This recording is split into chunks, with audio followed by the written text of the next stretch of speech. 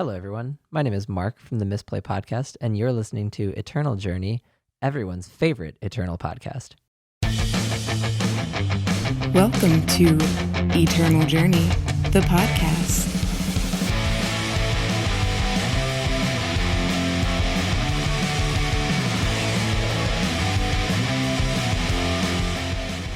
Greetings, all my knights and Puntawans. You are listening to Eternal Journey, the podcast that talks about all things eternal with a focus on limited play. I'm your host, Jedi, and this is episode 124 of the podcast where we are doing our commons and uncommon set review of Unleashed, the latest set in Eternal. But first, joining me on the line is Darth Herman 2. What's up, buddy? Hello, my friends. How's it going? Going swell. Thanks for joining us, getting up early on this fine Sunday. And actually sitting next to me here on the studio is the one, the only, the John Holio. Hello, yeah, I'm actually here live. Let's go. I'm so Set jelly. review hype.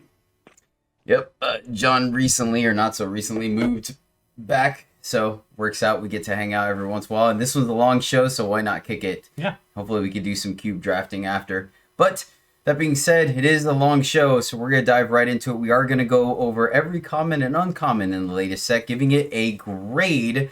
We're going to talk about each card when it's due. All right, if the card is pretty self-explanatory, then we're probably not, just to save time. But yeah, so let's go ahead and go over our grading scale from A to F with a couple of extra ones. Starting off with the A's. These are the bombs of the format, the cards that can pull you ahead and close out the game if you are already ahead, or kind of stabilize you if you're behind. Cards like Hojin, Zhou, and Iadra. All right. Going down the grade scale leads us down to the B's, which are cards that actively pull you into a color, such as like premium removal or very bomby type relics, such as Brigade Hall, Victimless Crime, and Calderan Captain.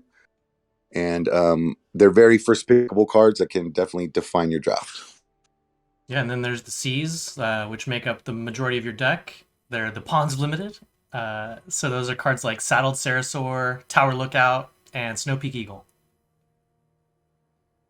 All right, then we got the D's, which make the deck occasionally. They're the last inclusions, the last cuts. You'd rather not play them, but sometimes you just have to.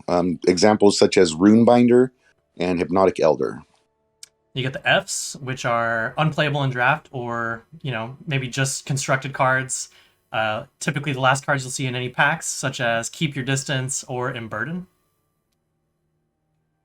All right, then there's a special grade that we give to cards. It's called Build Around. That by itself is usually a bad card, but better when drafting other cards that synergize with it, such as Sindane's Bracers and Zoltan Ambassador. And then in some sets we have a market grade, but once again, just like last format, there's no markets available, so I don't think we're gonna have any of these come up. Yep, just something we may cover when they do the update, maybe. You never know. But we'll see. Yeah, we'll see. We're kind of in uncharted territory when it comes to new updates because we're going to go into it in a different episode because this one is long, but they did do a major draft update here for Unleashed, which is exciting. So like I said, we'll talk about it during our first impression show. Not this one, but the one after that. But all right, for those of you that are joining us, listening in, we are going to go down the line in color order from what they have in client. And for those of you that are watching us on YouTube, I am actually going to have all the cards posted up on the video that you can check out and you can follow along that way. So without further ado, let's go ahead and dive right into it. We're going to start off with fire. And the first one up is going to be Beaker Blast. This is a fast spell for 1 fire. Deal 1 damage to an enemy. If it dies this turn, it gets void bound. And then if you have double fire influence, it deals double damage instead. So potentially 1 or correction 2 or more based on spell damage stuff. John, you're kind of our spell damage kind of guy. Your spells matter, dude. What do you think of this one? Yeah, I think it's fine. I don't think it's like, great or anything, but it's probably like just a C type card. It's a fast, deal damage. Sometimes 1 is enough for it to matter. And if you're playing a fire deck, making it deal 2 is not unreasonable at all with only 2 pips of fire required. And then this card can go up in value if you have some of the spell damage synergy cards going in your draft. So I think you might pick it higher in those cases. But I think for most decks, it's like a C.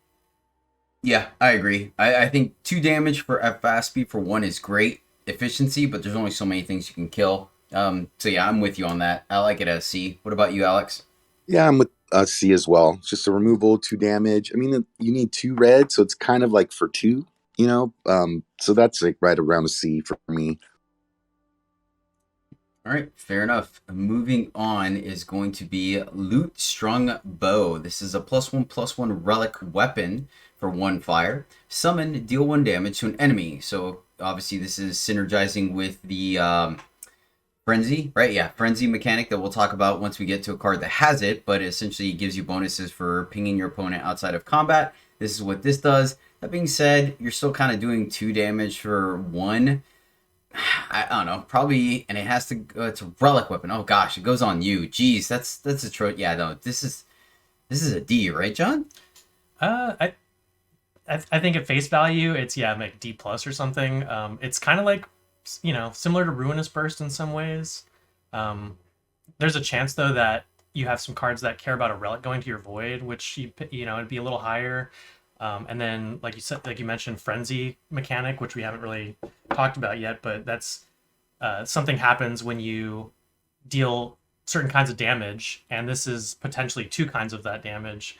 So I think, as like a synergy card, you might want this in your deck. But just for an average case, it's like a D plus or something. There's some times where it'll literally kill 2 things in play, though. Yeah, I mean, all right. Oh, you're right. It does say an enemy, so I guess the ping is kind of relevant. Okay, never mind. For some reason, I thought I only went phase. So that's similar to Ruinous Burst. Yeah, but it's not affected by spell damage. Yeah, got you. Right. So just because you've been playing this format quite a bit already, is the whole artifacts going to your grave or relics going to your graveyard? Is that like an actual legit build around strategy or not really? No, if you just happen to have some of those cards already in your pool, then you might pick this higher. Yeah, gotcha. But there's no like, I want to be the sack artifact deck. No. Okay. No, but there's like a Justice Uncommon, for example. Yeah. That, it's like so good if you can flip it. Gotcha. Yeah, I don't know. I think it's a little situational. I'm not fan of this. I'm good at just putting it as straight up D, but I could understand if it's a D plus just because, like you mentioned, the flexibility of it. And you can also use this post combat to finish off like 2 things. So I guess there's that as well. Alex, what do you think? Yeah, like it's surprisingly flexible, this card, and if you have frenzy triggers, it's actually quite good because it's a super cheap trigger of it. You can get rid of a flyer. There's always a 1 toughness thing that you can kill. So I think I like this card a little more than you guys. I'm going to give it just a straight C. Wow, Okay, so I guess meeting in the middle is D plus, right? C minus? C minus? Okay, yeah. C minus works. Okay. We'll give it a C minus for Loot String Bow. It just might be one of those cards that's format dependent. Actually, shoot. All right, next up we have Point Blank. This is a spell for 1 fire. Give a unit taunt and quick draw this turn. Man, like, I've been fairly impressed with taunt. That being said, I have been drafting more flyer decks where my units are a little bit smaller than usual. The quick draw kind of helps it survive combat, but man, like, it doesn't boost stats. I don't like cards that don't boost stats unless it's absolutely saving your guy, and this doesn't. It's only good. It's literally only good when you're attacking. And there's some great cards. I forgot what it is. It's not Rampage. It's the other one that like +2/+2 and Overwhelm for 1 when your unit is attacking only, and even that card doesn't see play. I think that's way better than this. So I don't like this card. I think it's an F. John? Yeah, I don't know if it's unplayable, but yeah, it's like it's so situational whether this does anything. Well, it's like a D minus. Well, I mean, like, correct me if I'm wrong, taunt just needs to be blocked. It doesn't have to be blocked by everything, right? So if your opponent has like 2 or 3 units, they could just pick the best block for it. Yeah, or they can ambush in a stupid insect to block it, or maybe they're just attacking you and they're not leaving units back anyway. Yeah, I just don't like this card. Alex? I don't hate it though, so I'm like on a D plus D because in, like, for example, the Stone Scar deck is where I think this card is the best. You have the 4/1 ambush shadow guy that you can give first strike to, and that'll probably kill anything early. And it's like situational removal, and sometimes you're desperate for it, so a D. All right, and then what'd you give it, John? I said D minus. Okay, so we'll meet in the middle with D minus. All right, fair enough. Going on to the next one. This is Cleave. This is a spell for 2 fire. Kill an enemy attachment and deal 3 damage to the enemy player. So, correct me if I'm wrong, John. This has to have an attachment target before you can play it, right? It's not just you can't just play it as a 2 power deal 3. I can't honestly say for sure because I haven't even tried this card. I don't. But it reads like there needs to be an attachment in play to even cast it. Yeah, I feel like it too. We may have to get a rules, that'll be one that we revisit later in the format. If anyone, I don't see myself playing this. Yeah, unless the attachments are just completely busted. I'm not playing this card. Alex, have you gotten a chance to see Cleave yet? Not a fan. It's been like the last cut in a Frenzy deck, and even then I'm like, this is way too situational for that. So yeah, it's very close to unplayable for me. Okay, so D minus, I guess. F. All right, and I'm on an Fine. F too. F. No, that's fine. So I've considered it, but didn't put it in. So yeah, that's fine. So on that note, so you haven't seen this play yet, right? So you don't know whether you have to have the attachment or not? I've never seen it played, and I have not played it, no. Okay. All right. Yeah, I think it's just too situational, and I'm almost positive the way it reads, I think they has to have a target for the attachment part first before just dealing 3. If it said comma then I'd be 100% sure, but because it's like and like I'm just not sure. Yeah. But I tend to not play spells that deal 3, 4, whatever that only go face. Yeah. I agree with you. Okay. That is going to be an F for Cleave, and who knows, maybe the format may change it into a whopping D minus. All right, next up, Concealed Derringer. This is a +2/+0 weapon, so it can go on units, or has to go on units, rather. For 2 red, Frenzy.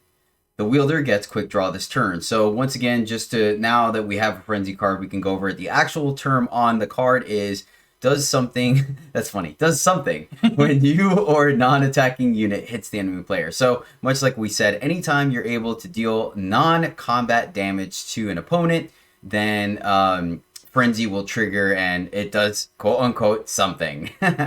So I don't know why that's funny to me. It's funny. It just does something. That's the official wording on it. There you go. Cool. So +2/+0 for 2. And situationally does quick draw. Now, this does have the aspect of like a pseudo built-in or quasi built-in combat trick, right? Because Frenzy just happens whenever the damage is dealt outside of combat. So if you have like Warning Shot's not fast, is it? No. For whatever reason, let's say you have some kind of fast speed, deal 1 damage to your opponent. You could wait till blocks, do that, and then it would trigger the quick draw. But right now in this format, I think more often than not, it's going to be slow speed, right? Yeah, I think the majority of pings you'll have are slow. There's some there's definitely some ways to activate it at fast speed, but so C minus, D plus. Yeah, it's somewhere in there for sure. I want to give it a D plus, but I'm gonna say that it's the mechanic for the set, so it might be supported. Alex, this feels like a U card. Where are you at on this? So it a lot of times will trigger like when you don't want it to trigger, with the mechanisms that they have in place to make Frenzy work. Mm-hmm. So this card is okay. I mean, I think it's better when you're mixing it with blue with the 0/4 guy, that if you give it power automatically instead of having to trigger it where you would draw a card. I'm talking about a different card that we'll talk about later, but I don't think it's very good. So D minus. All right, fair enough. D minus for Concealed Derringer. Next up, this card I'm digging. I like the artwork is good. I like the action, and surprisingly enough, this card has performed better than its similar or brethren in previous sets. This is Deuce's Wild. It is a fast spell for 2 red. Give one of your units +2/+1 this turn. If you have another Deuces Wild in your void, draw a card. So John and I talked a little bit about this card pre-show, and most of the time, +2/+1 is not really played out the way we want it to. Occasionally, the hand axe has worked out a little bit better, but that's an attachment that stays around. That being said, the fact that this has the ability to cantrip has impressed me. I think with just 1 or 2 in your deck, you're not happy about it, and you're only going to play if you're very low to the ground aggressive. But if you have 3 or 4 in your deck, I think you're very happy with this card, because more often than not, with 3 or 4 in your deck, I think you have a really good chance of the second one cantripping. And then, I mean, drawing a card is very powerful. One of the most powerful things you can do in Eternal. So, that being said, I'm still probably at a C- with this. This is not a standalone combat trick like Find a Moment or anything like that. So, I'm going to C- with this. I think the decks that want it are going to be really happy, especially with 3 packs of Unleashed to be able to stack these guys up. So yeah, that's where I'm at. I'm on C- for Deuces Wild. Alex, where are you at on it? So I actually just experimented with this card. I had picked a couple red cards early, and then this was like pick 4. I was like, sure, let's try this card. I ended up with 6 of them in a very So aggressive. that's what happened to me. That's what happened to you. A very aggressive Rakano deck, and that was great. 6 of them is great. 6 of them is a B-, I say. Yeah, okay. Okay, so build around. So where, that being said, where do you prioritize this? Like, I know you're not going to take the first one highly, but once you get 1, are you really going to grab every other one that goes by, or are you going to wait for the second one? Like, where are you at on it? Like, the way it worked was like, I'm going to take any that come up if it's like, you know, the best card, basically. Like, I'm not giving up some red or green very good card to get this stupid cantrip 2/1 spell. So not prioritizing it, and honestly, they just kind of come around. They're like everywhere, because you don't want just 1 of those or even just 2. Gotcha. So like they're there, like if you want those, and it's pretty good if you have a lot. Like if you have 2 in your opening hand, you're like, all right, well, one of them is going to replace itself already. And in the early game, the 2/1 is very effective at killing things and your unit staying alive, especially with taunt. You can, like, you know, kill some stuff. I like it.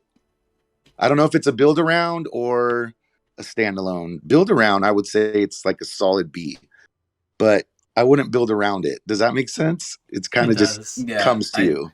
I just like how you said B- in one breath, and the next one you're like, a stupid cantrip or combat trick. All right, John, where are you at on Deuces Wild? Yeah, I mean, you guys are talking about it exactly what I'm thinking. Like, you know, if I had to give it letter grades, it'd be like scaling, right? Like the first one's like a D+, second one's like C-, you know, it's like each one kind of goes up a little bit. Yeah, that makes sense. So I don't know how to give this probably one a just grade. a C-, I guess. Yeah. On average, because I mean, you're not gonna play 1, right? At the very least, you still might. It's like a begrudging combat trick. Still, it's just 1. Like, there's not that many combat tricks in this set compared to some other sets. So D to B, right? It scales with. Yeah. All right, we'll do that. We'll go D to B with D+, because that's a begrudging playable, to B- for Alex there. All right, Deuces Wild. So every time you get 1, it climbs up the chain a little bit, guys. And it's a little awkward because normally these grades coincide with like pick order. Yeah. Right, and so it's kind of like, but it's kind of backwards in as far as pick order. It's like you kind of want to get that first one early to then make, you know, it's just kind of a weird card.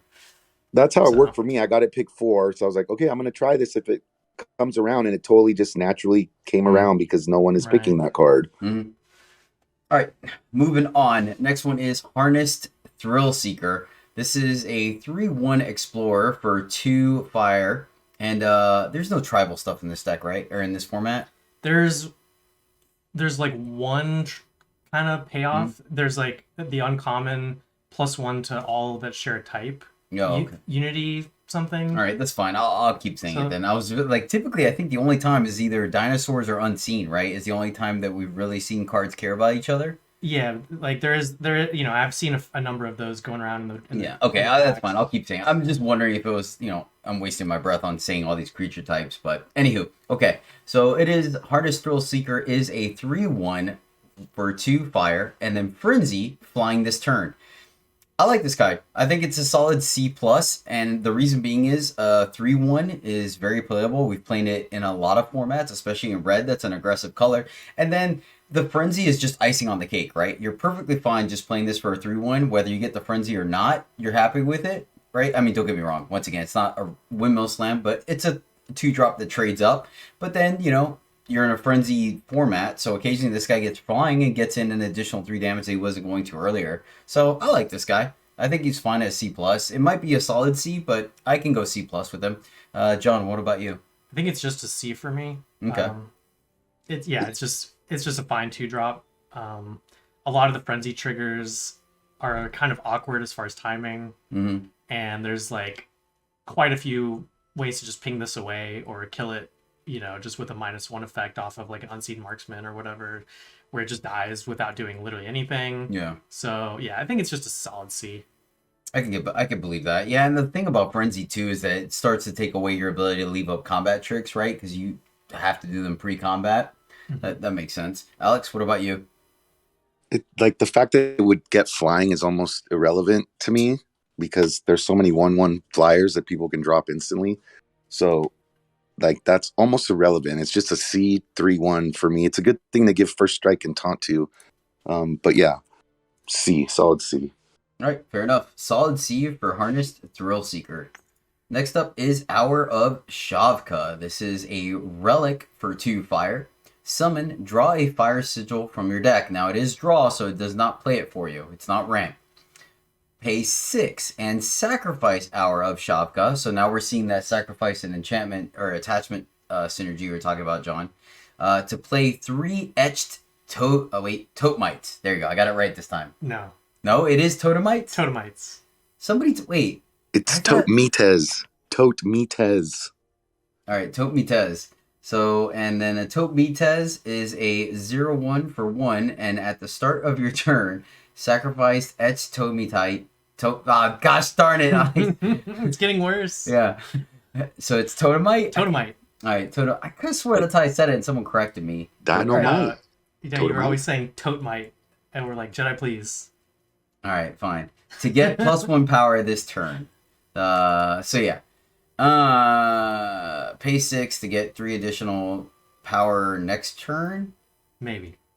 Or 3 chump blockers. So this is the cycle, right? There's 1 in each color. It's not fixing unless you have double or triple influence of that same color. Whether or not, having a relic matters or a relic going to your void matters is a function of the other cards that you draft. This one is just like bad seek power in most cases. The red one, the effect is worse than the others, and I don't think the only card I can really think of where red cares about this is like a rare 7 cost, and it's awkward. It's a little awkward at that because that's the one that's like unleash. It's like you want to sacrifice it when you play it. So like if you pay 6 to make sure you can play your 7 drop next turn, then you don't get the additional 7/7 like you would if you left it in play.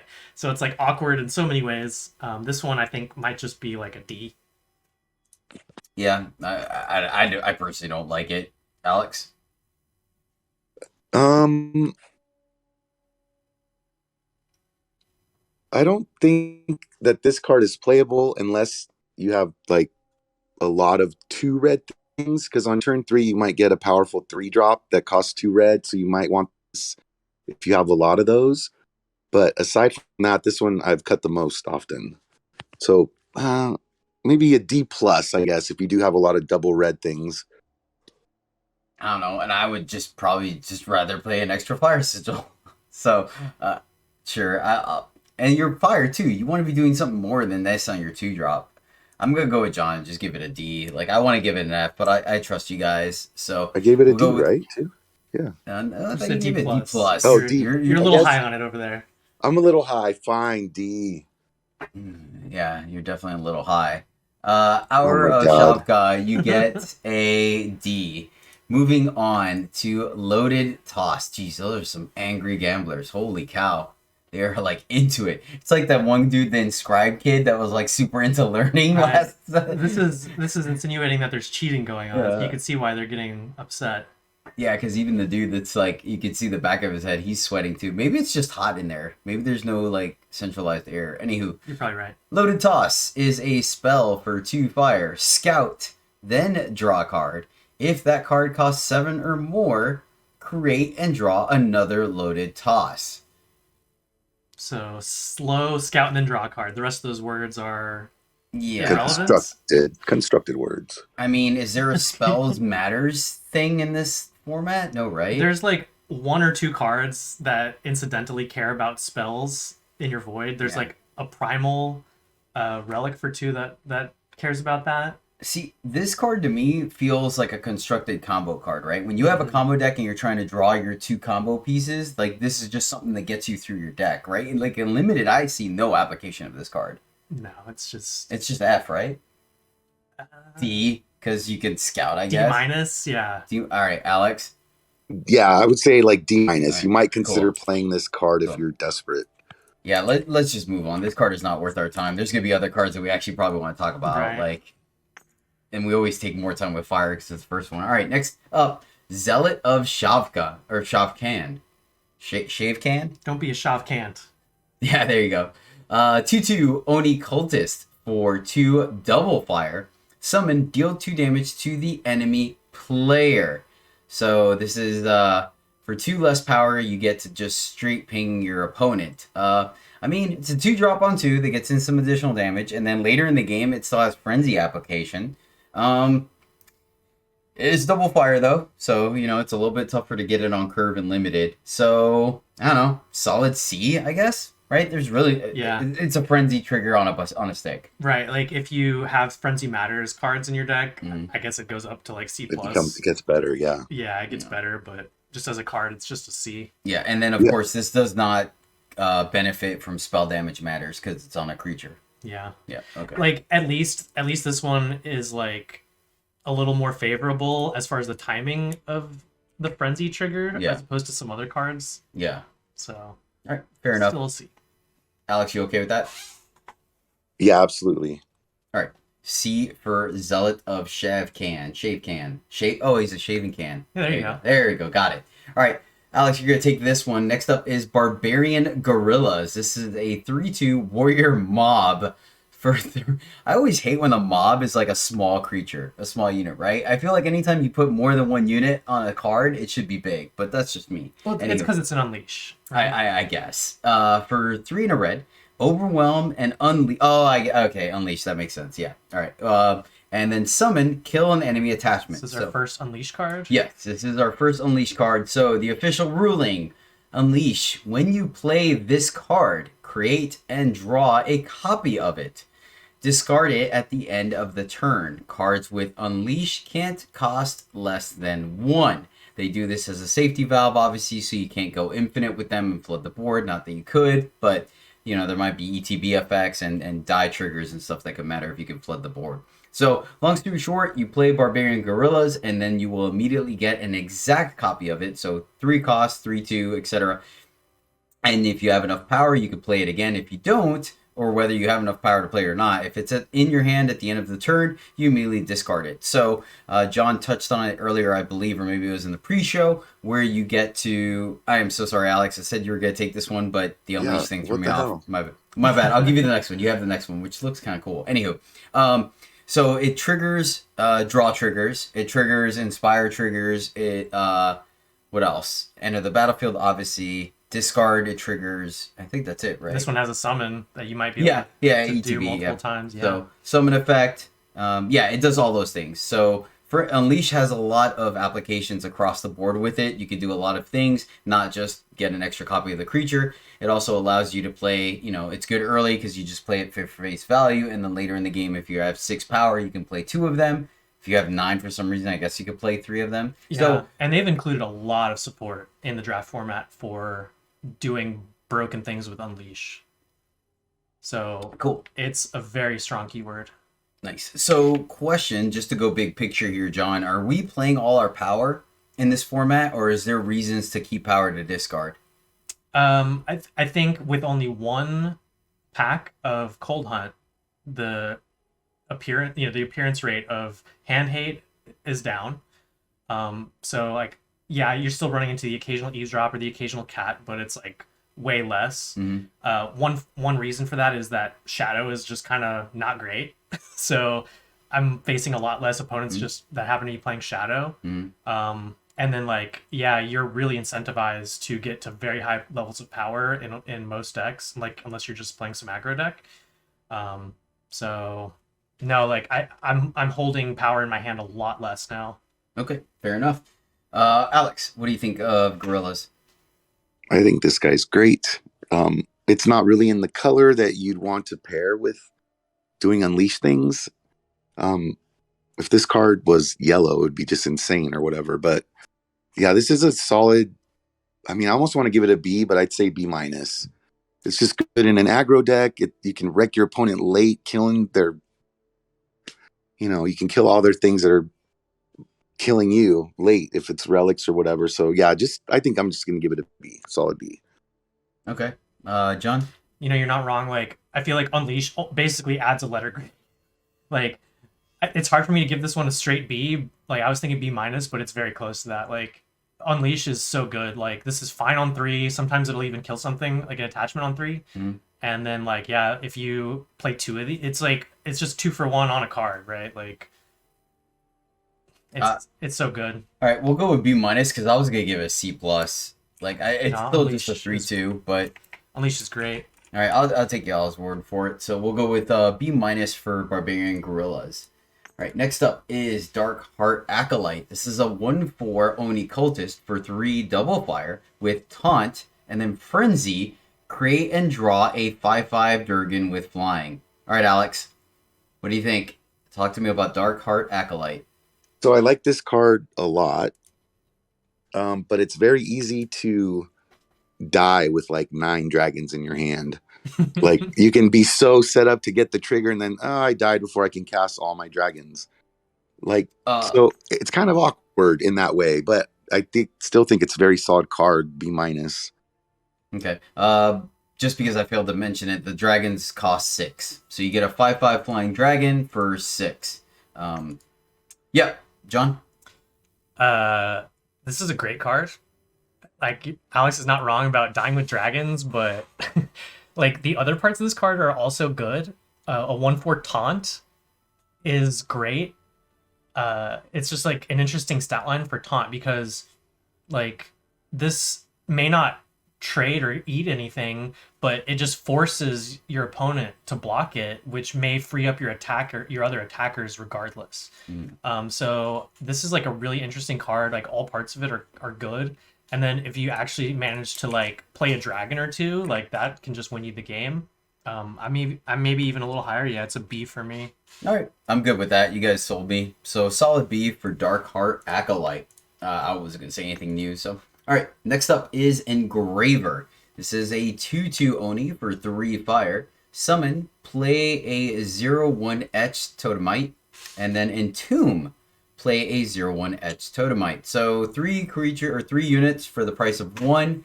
So you're paying, I mean, it's a 2/2 for 2, and then you're paying the extra power for 2 0/1s. John, is this just chump block territory, or are these things sack fodder, or are they these guys? Oh, these are the same thing. So the 0/1s at the start of your turn sacrifice to get +1 power. I don't like this card. This is garbage territory for me. Okay, cool. For some reason, I thought they were going to stick around, but I forgot that they at the beginning of the next turn, they go away. Yeah, so I don't like this. If you could use them later on to sacrifice, I think this would be much better. So this is like incidental ramp, right? You play this on 3, so you could play your 5-drop on turn 4 if you have it. Yeah, I don't know. I'm not a big fan of this. It's like just a D. Yeah, I think D-. So. I mean, it's playable, but it's begrudgingly playable. Mm-hmm. I wouldn't fault anyone for putting it in their deck, but maybe if they add like Devour or always Combust into the format, this guy might be a little bit better. Combust in the format, but it's if you happen to have some Combust, I guess maybe you'll play it. All right, fair enough. Alex, the fact that the Totemites just die and you get that ramp when you don't need it. I tried this card for science to see if I would like it, and I ended up with that 1 extra power, like just chilling, that I did not use. in that turn, and that is annoying. So I don't like this card. Like D-. Cool. All right, D for Engraver. Next up, Experimental Chamber. This card is interesting to me. This is a relic for 3 fire. Summon. You may sacrifice a non-sentinel unit to play a 5/4 sentinel exhausted. So you have to sacrifice a unit to get the big guy out of here. Oh, I see. This combos with the Engraver. No, terrible. Then once per turn, you may pay 2 and exhaust one of your units to scout. So i.e. look at the top card, and you can either leave it on top or put it on the bottom of your deck, right? If I remember correctly. This card's interesting to me. I don't think it's great, though, just because it requires, like, you're semi ahead of the curve, right? If you could sack your 2-drop for this, but it comes into play exhausted, and then you have to have something you want. I don't know. I think this card's a little too situational. I think it's going to see some play, but I'm not super excited about it. And then what? You need to scout 3 times before it's kind of giving you a card's worth of value, more or less, right? So you're spending 6 power to draw a card. Actually, no, 7 or 9 because you paid 3 to play this thing. Yeah, I don't like this card. I don't know if it's an F or not. I'm probably just at a D. I think it's fine. I think it's like C-? I think it's C territory. C? Okay. Like maybe C-. Like I think it's fine. It's basically on rate for all this stuff. And like, you know, if you have any kind of relic matters or anything like that, maybe it goes up just a little bit. Yeah, I mean, it is a power sink later on, right? So it is, but like you also have to have that free unit available to exhaust. yeah. Oh yeah, good point. Yeah, that's Ugh. It's like C-. Yeah, shoot, I forgot about that clause. Yeah, I'm on C- if that. I still, maybe. I mean, upgrading something to a 5/4 is kind of relevant. Alex, what do you think? This card has wrecked me, but I don't think it's great. But I've been wrecked by it. So that puts it at a C- with you guys. Okay. C- for Experimental Chamber. Next up, he's adorable. Oh my gosh. Homesick Yeti is a 1/1 Yeti for 3 fire. Summon, reduce the cost of the top card of your deck. By 1. Sorry, I got caught. Like, there's nothing that says anything about it. So, does this roll over if the top card of your deck is a power? No, right? Mm-hmm. You just, it does? Yeah, everything in Eternal works like that. Okay, alright, fair enough. That's Eternal 101, dude. Come on. My bad. Sorry. Ultimate, when you play your 5th card in a turn? What? Counts power. Some cards play 2 cards or 3. All right. When you play your 5th card in a turn, transform Homesick Yeti into Red the High Roller. So wait, is he down on his luck and then he gets up? All right, whatever. He gets lucky, I guess. And he no longer cares about being away from home because he's winning. Either or the other way around. Like he was a high roller first and then went down on his luck and now he's... Well, you can't flip it back, so it only goes from homesick to high roll. Fair enough. Yeah, it's like you gotta hit it big, get really lucky to get this to work. Okay, so after playing 5 cards in a turn, you get a 3/3. A 3/3 Great Kiln Titan.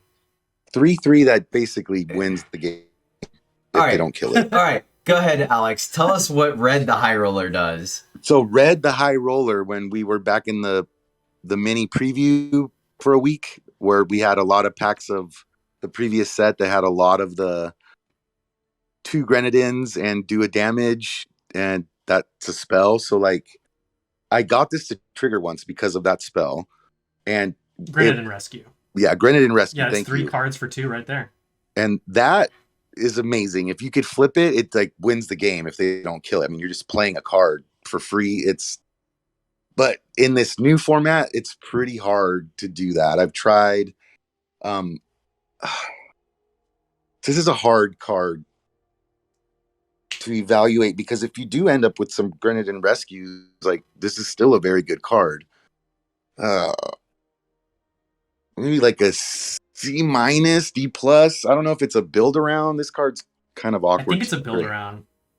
All right, so just for clarification purposes, Red the High Roller reads at the start of your turn. At the start, so it's not quite Great Kiln Titan, right? Because that's at the end? Yeah. Yeah. It also costs 9, I think. At the start of your turn, play the top card of your deck and gain power this turn equal to its cost. Okay, so John, you were saying build around? Yeah, I think it's a build around. Like, I think as a 1/1 for 3, you're not playing this in any deck. But if you have like like maybe 2 Grenadin Rescues, maybe a Krinkle Boys or 2, I don't think it's completely unreasonable to flip this card. Maybe even if you're playing just some of the 2-cost Unleash cards. You know, maybe you can get there. Like, it's just a must. If you're able to flip it, it's a must answer threat.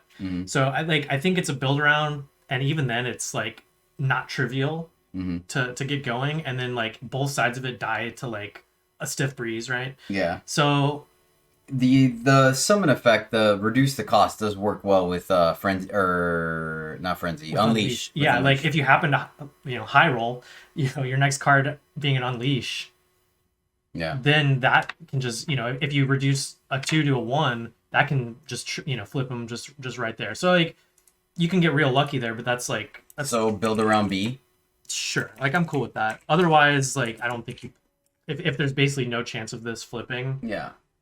I don't think you play it. Alex, build around B. Agree. That sounds like a good grade for this card. Yeah, I'm not taking this card above 4th pick. Maybe if I get past it 4th or 5th, I'll take it and maybe look. But I'm not excited about that card. I just don't think I'm ever gonna flip it in this format. Me personally, literally me personally. I'm not. I know people are going to, but I'm just synergy cards like that just don't work for me. Okay. All right. Next up is Rocky Ride. This is a fast spell for 3 fire. Deal 2 damage to an enemy and play an Etched Totemite. So it's an enemy Totemite. I said it right. That's okay. I don't know, John. Yeah, I don't like this card. I don't think it's worth paying the 1 extra for the. I'm not even counting the etch. So I don't like this card, man. I just don't. I'm on a D. Yeah, D I think is pretty reasonable. It's like a synergy card. I think if I don't have some specific synergies to want this, I don't think I'll ever play it. I hope. Like, what's the dream with this? You play it. Well, no, it doesn't even work that way. Because I was like, you can't even kill something end of the turn, and the next turn combust because it's gonna sack itself. It's one of the it's a way to get a fast frenzy, and it's a way to help red flip. It's another one where it's so you're playing 2 bad cards to help another bad card. Got it. It's the old play a few bad cards together to make them good. No, I hope I don't need to play this really. Yeah. D is fine. Alex, anything to add?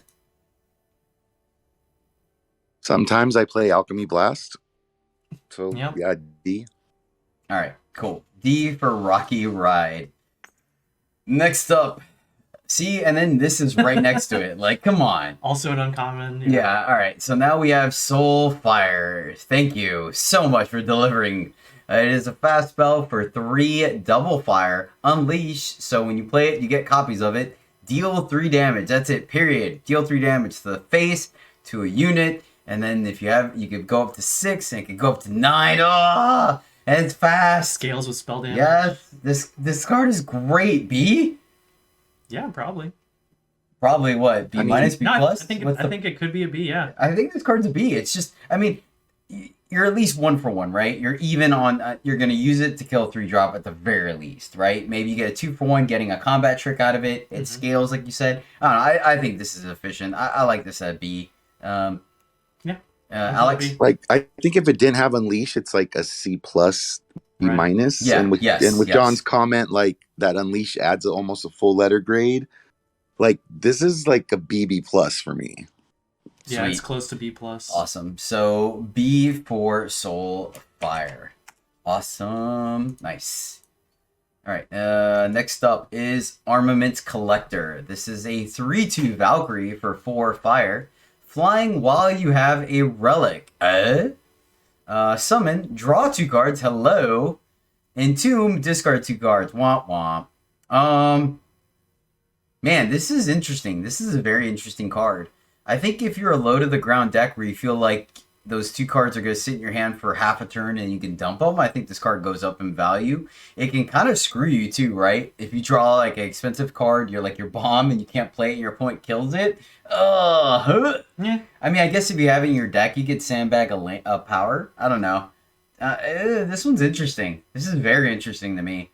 I mean, you this just is assume it's not going to have easy flying, for right? me. Let's All hear right. it, Alex. Well, go ahead, Alex. Break it down for us. Well, I mean, so you draw 2 cards when you play it. That's great. You lose 2 cards when it dies. That sucks. But a lot of times you could just play all your cards, so you don't have anything to discard, or you can bounce it and then just not discard any cards and just keep drawing cards. Draw 2 more. It's really good. This is just a solid B for me. Holy shnikes! All right, sick. It's the rating I give it too. It's just Oh, a B. all right, shoot. I'll defer to you guys. I trust you guys. I'll go with the B. Yeah, like I know for me, I'm gonna play it and it's gonna die. Like I'm not even gonna it's get. fine. You just paid for it to draw 2, discard 2. Yeah, Like, that that's makes kind of sense. on rate already, but you get a 3/2 body that sometimes flies and kills people too. Yeah, no, that makes sense. I Yeah. think this is good. All right, sweet. Armament Collector, you get a B. Like the flying clause is almost irrelevant, even. Yeah, I agree. So next is Out Muscle, which is definitely a card that John and I were talking about pre-show because I'm kind of unsure about it. Like I think it's playable, but let me read it. Out Muscle is a fast spell for 4 fire. Unleash, and then give a unit +3/+3 and overwhelm this turn. So it's an expensive combat trick, but you kind of like all parts of it, right? +3/+3 is pretty strong. Granted, Finest Hour does it for 1. You're playing 4 here. The overwhelm really is what helps it though, because the last thing you want to do is use this just to save your guy, and they it just, the fact that you can get over extra damage in is sweet. The Unleash, I don't know, like it makes it better later in the game, but 8 power seems like a lot to me. So I don't know, I'm probably on like a C- on this. John, what do you think? Yeah, I'm closer to like D+ probably on it. Okay. The Unleash is just the 4-cost unleashes, like in most cases in most games, like that might as well not have Unleash, but this one can get there. You compare it directly to Mighty Strikes, and this is like much worse than Mighty Strikes, right? Mm-hmm. It's just so much less flexible. But this can help you push those, close out the game if you're like a pretty aggressive deck. So like it's definitely like not made the cut in most of my fire decks. Mm. Like it's one of the last cards I'm cutting, like, so it's definitely D territory for me, even though it says Unleash. Okay, Alex. Likewise, it's the last card that I've cut, and I haven't played it yet, but I think it's playable begrudgingly. D. Mighty Strikes at home. Yep, we can go with D because I had 2 of them. They were late picks for me, and I ended up cutting them as well. So yeah, the fact that we keep cutting them. All right, next up is a Grappling Hook. This is a +2/+2 weapon for 5 fire. Summon, the wielder gets taunt this turn. So John, point blank, +2/+2 for 5 is not worth it. Is taunt enough to push it over the edge? It is. Yeah, like I think this is playable. I don't think it's great or good or anything, but it's just think of it like 5-cost removal that kind of leaves a permanent buff on your unit. But see, here's my thing, right? By the time you play this, right, you have 5 power. So there's a chance your opponent has more than 1 blocker, which means that you may not be able to kill what you want with it. That being said, though, you are buffing up your unit and you are still getting something off the board. So yeah, I think it's situational removal. Yeah. So it's better, like, let's say, there's like some aerial stuff going on, right? Like I think the chances that the insect swarm notwithstanding, right? Like the chances that this eats the card that you want it to, I think is a little higher, like on certain flyers. Because yeah, like the board state has to be in a certain way for it to matter on the ground for sure. This is definitely like still kind of begrudgingly playable territory for me. So like D+ maybe. Okay. D+. Yes. Alex? I think taunt could have been more interesting if they like said taunt 2 or taunt 3. I mean, that would be crazy. But like if this card had taunt 2, like has to be blocked by 2 things, and I would consider it. That'd be interesting. But it might be the next modification in future sets, right? It might not be the last time. I know Patrick Chapin listens to this podcast, so he might just steal ideas from us. This card might even be interesting if you could give any unit taunt. Maybe just make it slightly more flexible. It's like, I'll buff this one, but give this one taunt or something. Okay, I got you. Like, that give could be a cool unit. as well. Got you. Okay, I was like, wait, you kind of can, but I see what you're saying. Like, put the weapon on one unit and taunt on the other. That makes sense. I guess I'm on a D. because I could Right. see me playing this if I needed something, but Yeah. Right. usually by the time you're playing this, my opponents used it on me, and I've had a pretty established board state where I can block with whatever. Yeah. So All right, so D for grappling hook. Next up is Grizzled Hermit. This is a 0/5 shaman for 5 red. What? Overwhelm. Okay. Pay 2 to give Grizzled Hermit +2, -2, and deal 2 damage to the enemy player. So of note, this is permanent. So you can activate it, you can turn it into a 2/3, and then a 4/1, and then it kills itself. it has twists, basically, right? Yeah. A modified twist. Yeah, I like that. So it has Overwhelm, so that kind of helps with that, right? I don't know. I think this is just a C because Frenzy matters, but maybe it's worse than that. I'm not sure. I'm at a C, just not knowing the format that well, but I could see that being either a C plus or a C minus based on what you guys have played. What do you think, John? Yeah, it's kind of a build around. Like if I'm playing just fire-based aggro like Rakno or whatever, it's like kind of begrudgingly It's got going reach, in that deck. right? Yeah, it has deck some reach. Yeah, it'll deal 4 and then swing for 4. You know, if With you put some Overwhelm? weapons on it, you could trigger it again. Yeah, if you have some ways to like, war cry it up or anything like that, it gets a little better. It could be cool with like combat tricks, right? Because you attack, the combat trick with the Overwhelm gets in additional damage, and then before it dies, you sack it ping it a couple more times. Yeah, it's definitely just a reach Eternal card, right? Christmas Land. Yeah. Like if I care about the pings, I think it definitely goes up in value. Mm-hmm. But if you're just playing this as like a 5-drop in your deck, I think you're a little sad about it. Yeah. So like, do we want to give this one a build around or just grade it? What do you think, Alex? So for this one, it's gone up since the set came out. I thought it was horrible, and then with Frenzy, it's a lot better. And late game, just reach across the board. There's a lot of board stalls, and that can just help you. And the fact that it has Overwhelm, get a little extra damage in. I'm just on a solid C for this guy, actually. Okay, let's do it. Yeah, I'm okay with that. That's where I started off, so I'm good with a solid C for Grizzled Hermit. Well, I would say it started about like a D for me, D+, and it's gone up for sure. Well, maybe I was just accurate on the get-go, bro. You're not the only limited player on this show. Next up is Party Crasher. This is a 3/2 Oni for 5 fire. Charge, taunt, summon. You may exhaust an enemy unit. Man, this, like, I like the sum of its parts, right? It gets a big blocker out of the way, and then you can exhaust, you exhaust the unit that may kill it straight up, and then it gets in there additional damage, so your other guys can get in there. 5 for a 3/2 is a little much, right? Without evasion, but I mean, I like this card. I actually like it. That being said, I think it's probably just a C+, but I like this card. I think the aggressive decks are going to be really happy with this guy as their top end. Alex, what do you think? Exactly. In an aggressive deck, this card is quite good, especially if you've been handling the board and they only have one unit and you swing in for like 12 on turn 5 is pretty good or whatever. Yeah, this is cards, I would say C+. Okay. John? Right there with you guys. Awesome.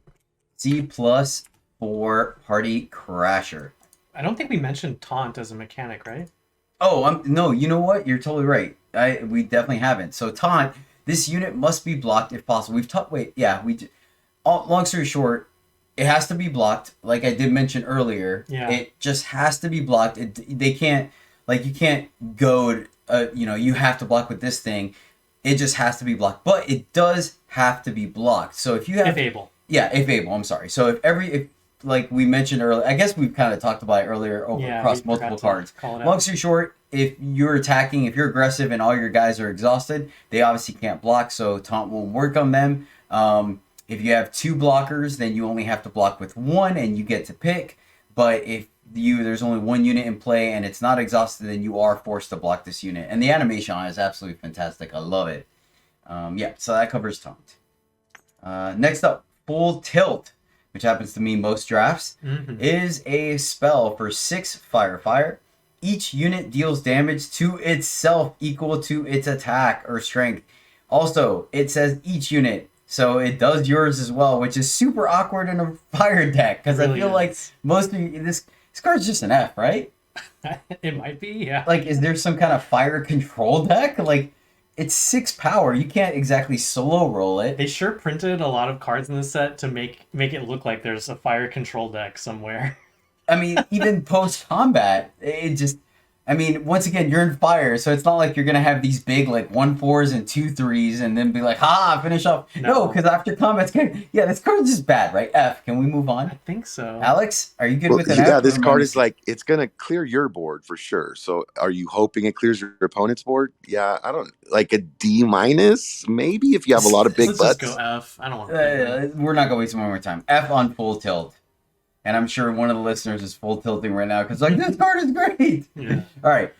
Next up is Riot Flame. This is a spell for 7 fire. That's a creepy dude, man. Deal 4 damage to an enemy unit and deal 4 damage to an enemy player. We've seen this before, right? It was for like 5 or 6. It just had Onslaught or something like that. So this is like D, right? Too expensive. It's Yeah. D minus. I mean, I want to give it It's that, just too but expensive. okay. So can we go F or are we on D? Alex? So D minus, because I could see a Okay. deck that can use this, like especially if you're ramping. So D minus. D minus. All right, fair enough. D minus. Because yeah, there's a 6, right? 6 power version of this, I think. And it's like deal 4 to a creature or a unit, and then if you onslaught it, it's like 4 to the face as I don't well. even like remember that red one. does have some ramping payoffs. You know, the rare guy that you kill off Mhm. the relics and play it again, basically. So Mm. if you have like those kind of synergies where it's big top end, it's even better, I Mm. think. All right, well, that's fire. Yeah, looks fine. Nothing super special, nothing super great. I think it's an okay color. Yeah, it's okay. Actually, I think we gave out more D's than we did B's, so it's probably a stinker color.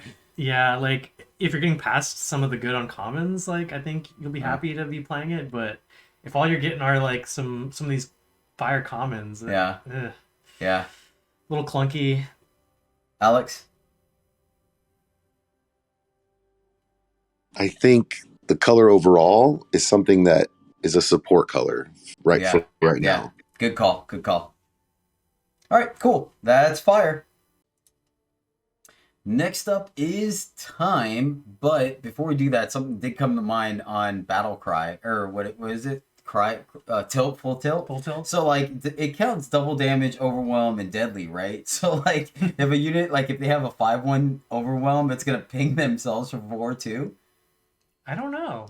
Deadly, I'm sure they're all gonna kill themselves. So if they have like a 1/4 deadly. So wait, what about lifesteal? They'll Yeah, get the they'll lifesteal, get right? lifesteal. Yeah. Overwhelm, I wonder because like it might. I don't remember the exact keyword wording, but it might say tramples through to the enemy specifically. I'm not sure honestly. So if they have like a red one, a 5/1, you know what I mean? If it Yeah, I like don't know. rolls over, hits them for. We'll probably never find out. All right, fair enough. Anywho, all right, going into time, Resettle is next. This is a spell for 0 time, 0 end of time. Each unit you played this turn gets +1/+1. I mean, we had that one that was 2 power, and it gave every card in your hand a +1/+1, and I don't think that saw a lot of play. Like, this is situational. Drawing this late just feels horrible, right? I mean, it could be kind of busted. I don't know. What are you happy if this does like 2 +1/+1, or I don't know, a D, maybe even an F? I don't like this card. If you have enough of the Unleash cards, I think yeah, you might play this in that deck. But even then, like there's better ways to do the thing that aren't so situational. It's not even fast speed either. No, but this definitely is meant to be played alongside Unleash cards. Yeah, like short of giving it some build around grade, yeah, I'm cool with like a D on this. What do you think, Alex? I'm right there with you guys. Awesome. So a D for Resettle. Next up is Gravitor Trainee. John, why don't you tell us about this card? Sure, it's a 1 at a time, 1/1 flying mage, and it has summon. You may discard a card to draw a sigil of your choice from your deck. This like I think it's slightly better than it looks. You know, if you're attempting to play 3 or more factions, I think you like it a little more. If you have, you know, 4 or more Unleash cards in your deck, I think you like it a little more. Mhm. If you have Skies or something that buffs flyers, I think you like it a little more. So like base rate, it helps you, you know, fix and or hit power drops, which in this format, getting to high powers tends to be very important unless you're playing an aggro deck. And like it's for one power, it's something to do with that last leftover Unleash card, right? Yeah. So I think it's yeah, like it C seems to plus, play better C? than it looks. So yeah, C plus. It's a bit of a build around whether you want this, you know, not really build around, but it's like a synergy card, right? So I think I like it just to even see because Mhm. it none of it's busted. It's No. useful and it's nice, but none of it is really busted. So I'm good with the C on Trainee. Okay. Alex? Yeah, there's so many ways to bounce things that if you're playing multiple colors, 3 or more, like John said, it gets even better. And yeah, this card is better than it looks. I'm gonna give it a C plus. All right, we'll go up to C plus then. Okay. C plus for Gravitor Trainee. Next up is Hamlet Axe. +1/+1 weapon and for 1 time, and then Overwhelm. D plus? Eh? Maybe just D. Like it's just The Overwhelm I think helps in time. You're gonna have a bunch of big units, but so the thing you want to be doing is giving permanent buffs, you know, to your Yeah. insects, to your so this is not really the effect you want. Like Okay. yeah, it can make your time fatty, have Mhm. overwhelm, but like I mean, there's loaded the 4-drop in Mhm. Cold Hunt that Okay. you can play Mhm. that it's just so much more flexible, like because that lets you maybe buff one of our Unleash cards to then Okay. be replayed, and it'll keep that buff, whereas this weapon would just fall off. Gotcha. So this is not a card I really see myself playing. It's like yeah, D- territory for me even. Alex, what about you? Like, you might find the deck that would play it, so D minus. All right, D- for Hamlet Axe. Next up is Stutter Step. This is a fast spell for 1 time. Make a unit disappear. It reappears at the start of the next turn. When it does not summon or it does not play summon effects and keeps its attachment. Pretty self-explanatory, so it just kind of saves your unit for a turn, right? Avoids combat tricks, avoids board wipes. Yeah, that's pretty much it. Or combat tricks, board wipes, or removal spells. For 1, okay. I mean, it's not the same as it not dying because it's not going to deal its damage, but I think it's fine. This is probably... I have a hard time giving these things just a straight up C, just because you do need a creature or a unit that is does something, right? So I don't know. But that being said, it's 1 mana that's quite easy to leave up. So yeah, I'm good with just a C minus on this card. I think it's just fine. Yeah, C or C minus works for me. Alex? Yeah, I was on D plus, so I'll go up to C minus So with C you guys. minus. Yeah. Okay. All right. C minus for Stutter Step, and of course the artwork is kind of funny. We were talking about it there. It looks like he's avoiding it, but if it's a second too late, he's about to lose his leg in the picture anyway. Like, so that's... if your unit kept its enter the battlefield ability, then this would be quite a lot better. But it's just a nice cheap time counter spell. Yeah. Basically for 1 unit. Yep. All right. Next up is Zoltan Eldermark. This is a relic for 1 time. Summon Scout. When you play a unit with 4 health or more, sacrifice Zoltan Ember or Eldermark to draw a card. F. John? It's a synergy card, and I think if you don't have a few reasons to want that synergy, I don't think you want to play this in your deck. It's like a 1 cost cantrip otherwise. So is it a build around? I think it might be a build around like The bad one. D. Yeah, it's not even great, but I've played this in some decks where I wanted this effect. John, Yeah. you surprise me, sir. Yeah, if all you're doing is just playing this as a card in your deck for no reason, it's just like you're just spinning your wheels. Bad. It's just bad, yeah. Alex, where are you at on So it? D minus, because Okay. you know. All right, build around D. Like D minus by itself and build around D. Yeah. All right, next up is Bren's Insight. Isn't Bren supposed to be Azumdale in disguise? No, right? I don't That's think somebody so. else? No, he's something else. Okay. Oh, you're right. Bren is the Praxis one. That's right. Yeah. Yeah, normally Fire or Praxis. Yeah. Okay. Bren's Insight is a spell for 2 time. Draw a relic or unit from the top 4 cards of your deck. Discard the rest. So we didn't play, what was it? Channel Whack? Valley Whack? What was it? The 1-time card that lets you also draw a sigil? Yeah, that's Calibrate? Callywhack. There you go. Caliwhack? We didn't play that, and that at least always got you a power. This has to be specifically a relic or a unit, so you could whiff. I don't like this card. No. And there's no, like, void synergies going on right now, so There's some recursion. It's all in shadow, right? Yeah, like, the fact that this can't help you dig for power is a big minus. Yeah. It straight up throws away your removal. You know? Straight up. So, yeah. Unless your removal is relics. I give it an F. Are you good with that? I'm cool with an F. Alex, what about you? Are you higher on this card? I got F plus, D minus. Cool. Awesome. Next up, Endangered Kieran is a 2-1 Kieran for 2-time. Flying Endurance, maximum power +1. I'm fine with this thing. The endurance on this is so weird, right? Because what the hell is the 2-1 blocking? You're not blocking anything. Sometimes you do. I mean, I guess after you don't need your power anymore, right? Yeah, and there's ways to buff it. Yeah, I'm good. I think this is just a C? C+? I think it's better. Really? This is like a great mana dork. Really? Okay. Yeah, a mana dork that can get in there. Fair.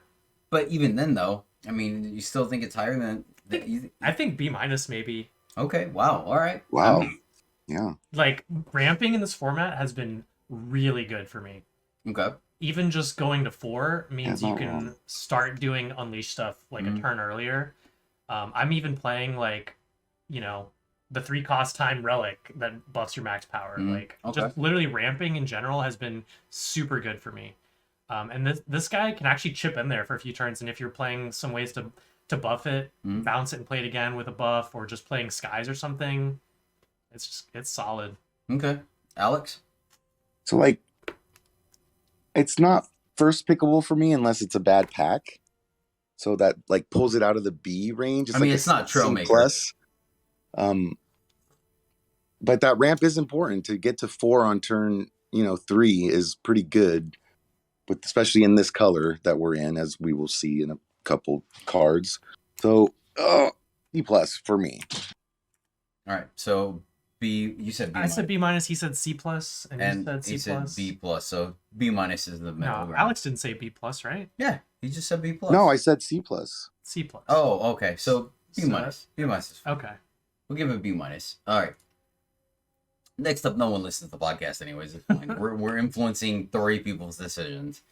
Rombo's Platoon is next. Sorry, This Titus is and a- Blossom. You mean thanks? Grumbo's Platoon is a 2-1 Totemite mob with Unleash for 2-time. So I liked the time card that had Amplify that did this effect, and from what I'm gathering from you guys, Unleashed is even better. So B-? B? Like, yeah, C+, B-. I mean, it just scales great, right? If you need think a it's a 2-drop, B-. you play a 2-drop, and then you can play it on 4. You can play it on 6. Yeah, this card's great. I like it. I'm good with a B- because they are still 2-1s. Alex? So I was gonna say C plus, but if you're doing the shenanigans with Unleash, it goes up. So yeah, It's B just minus. so flexible. Yeah, it's just super flexible, and like where they only go covering every other power. I think that's extremely. And it can't be flexible. countered like the old spell that used to do that. Mm-hmm. Yeah. Yep. So Grumbo's Platoon. Yep. Solid B-. Next up, Hot Hand is a spell for 2-time. Give one of your units +1/+1. When it hits the enemy player this turn, draw a card and kill an attachment EF. No, I've already played this, Yeah, so have I. and it's been good. Really? Really, like any. I mean, it's So if you're playing these Unleash cards, any way to permanently buff the stats of one of them is something you want in your deck. So this is like a build around for me. but it buffs one of your units in play. Exactly. Your 1/1 that was a 1/1. Now it's a 2/2. Now it's a 2/2, and then you bounce it, and then when you play it again, they're all buffed. Like any way to give these permanent stat increases is something that you're looking at possibly playing in your deck. This one's like, you know, I mean, but how often are you drawing that card? that doesn't even matter. Really? Like in the games that I've played this, I have drawn a card like half the time, Mm-hmm. and then the other half the time I just don't even care because it's giving me that stat increase to my Unleash card that I'm doing some busted stuff with.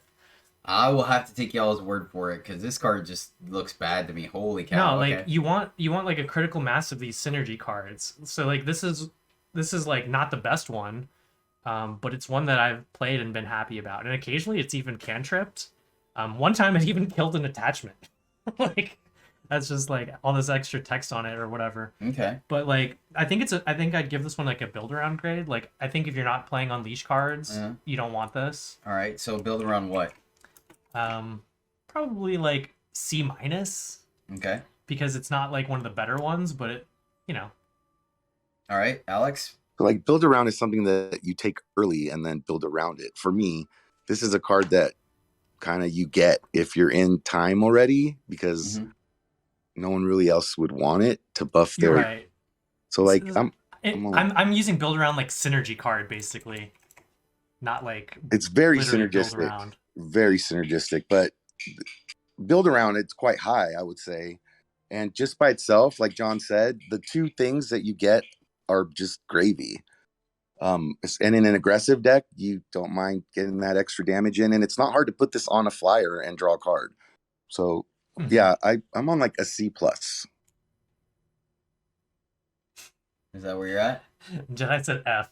Yeah, I'm not gonna play this card straight out. I'll just lose to it. But I don't see this. This card's not gonna perform for me. All right, so where are you at, John? I'll defer to you guys because obviously you guys have played more and are on a different spot. So I'll trust you guys. Yeah, it's like a synergy card. So all right, so he didn't want to go build around. You do, and what do you want to give it as build around? I said C minus. All right, well you both. Alex said C plus, so just build around. So we'll C. just go an even C. Okay. Even C for hot hand. That's a punt. Here you go, C. Yep. Next up is Hour of Grodov. So here's the time one for the cycle. This is a relic for 2 time. Summon, draw time sigil from your deck, and then pay 6 and sacrifice Hour of Grodov to give your units +1/+1. So a power dump later in the game, and you may have a board by that state. I like this one. This one feels better to me than... I think it's the best one of these. Yeah, it's the best one. Okay. Yeah, so that being said, where do you put it, Alex? If you're in time and doing the things that time wants to do, it's quite good, like C plus. Okay. Yeah, I'm cool with a C plus. Right. Like, yeah, it's solid. It does the thing. All right, C plus for Hour of Grodov. All right, Alex, why don't you talk to us about Insect Swarm since you've mentioned it in the pre-show, buddy? Go ahead and have at it. What does Insect Swarm do? Well, the card's awful. Don't play it. F. Sweet, thanks for that. Moving right along. Good luck in your draft queues. Good luck in your draft queues, everyone. Leaving all of these damn flyers for me. Yeah, this is like a format defining card from the get-go. Like, I already hate it, but I also play as many of them as I can. So it's kind of like Invoke in that way.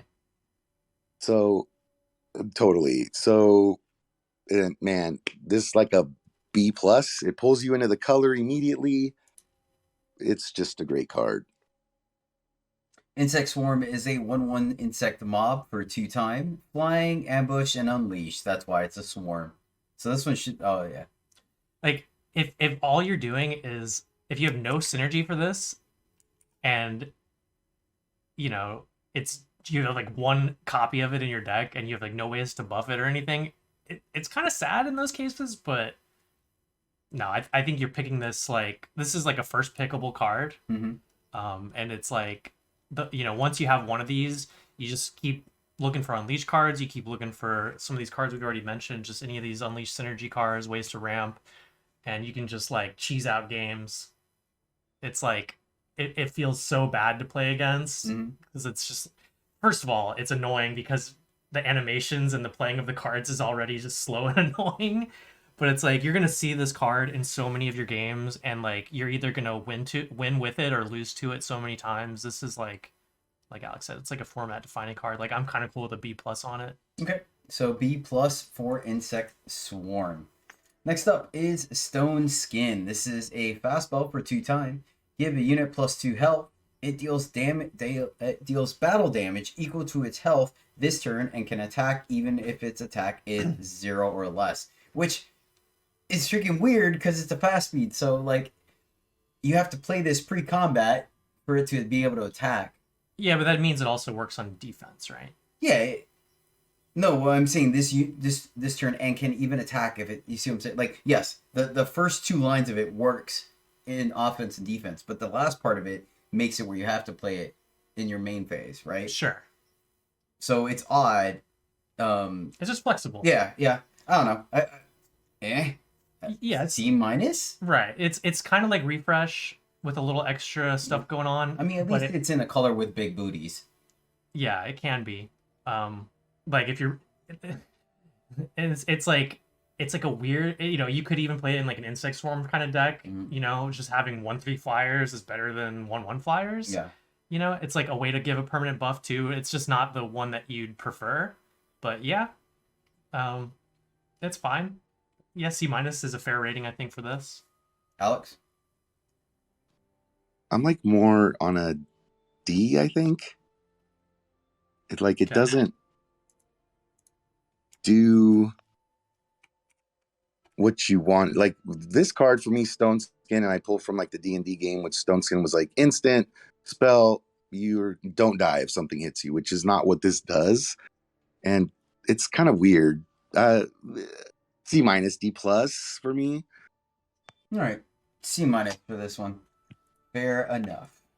It's Moving weird. on. Temple Looter is a 1/1 mystic for 2 time. Taunt, Ambush, and Tomb draw a card. So a modified, Temple Scribe, I think is the card? Yeah, it's like Wisp and Scribe kind of put together in some ways. It's a weird one. It plays out okay. It can also be awkward. Yeah, I mean, regardless, you're going to get the card out of it, right? And at least Ambush is good on defense and Taunt is good on offense. So it kind of gives you a little bit of both worlds and flexibility. I think it's okay. It replaces itself even if it is delayed. I think it's fine. I don't think it's busted or Right. anything. I don't know. C plus? I'm cool with even just a C on A it. C? All right, I'm good with that. Alex? Yeah, I was on a C. Like it replaces itself. You can almost guarantee that it replaces itself. Mm-hmm. But it's kind of hard to cast. Yeah, the double C. time can be a little awkward. All right. So C for Temple Looter. Next up is Arcanum Orb. This is a relic for 3 time. +1 maximum power. Summon. You see the top card of each deck this turn. So, John, you had mentioned ramping. Talk to us about Arcanum Orb. Yeah, this I normally shy away from cards that are just strictly 3 mana +1 max power. But this format, I've loved having higher max power so much, especially in time. And like this one gives you like a little free info. Seeing your next draw and your opponent's next draw can actually help you in a lot of ways. It's kind of an interesting summon effect, and that's just kind of like gravy. Like on a card, I'd probably It's going to play show you one the of insect anyway. swarm on both decks on the top. Exactly. Or it's especially nice if it's like a combat trick or something. Yeah. That your opponent's going to be holding. But yeah, just literally just having extra power in this format is great. So Probably still just a D plus, right? like you don't want to play multiples of this probably. Because it's pretty bad late game. Right. Even with the scout ability, so to speak, it's still like a pretty horrible draw late. Yeah, it's like D plus C minus. Yeah. But I normally like don't even play these kind of cards. Yeah, exactly. But I can understand because you have that power dump with Unleash, so I definitely understand it. Yeah, Alex? like John said, I don't normally consider cards like this because they give you like a payoff later, like pay a lot to get something or do something. Mhm. And this one gives you little information from the get-go, and ramping is super good. So I'm on a just straight C for this card right now. All right. Let's go C minus. C minus then for Arcanum Orb. Next up, Happy Harvester is a 3/4 civilian. That's the first time we've seen civilian, right? Am I wrong?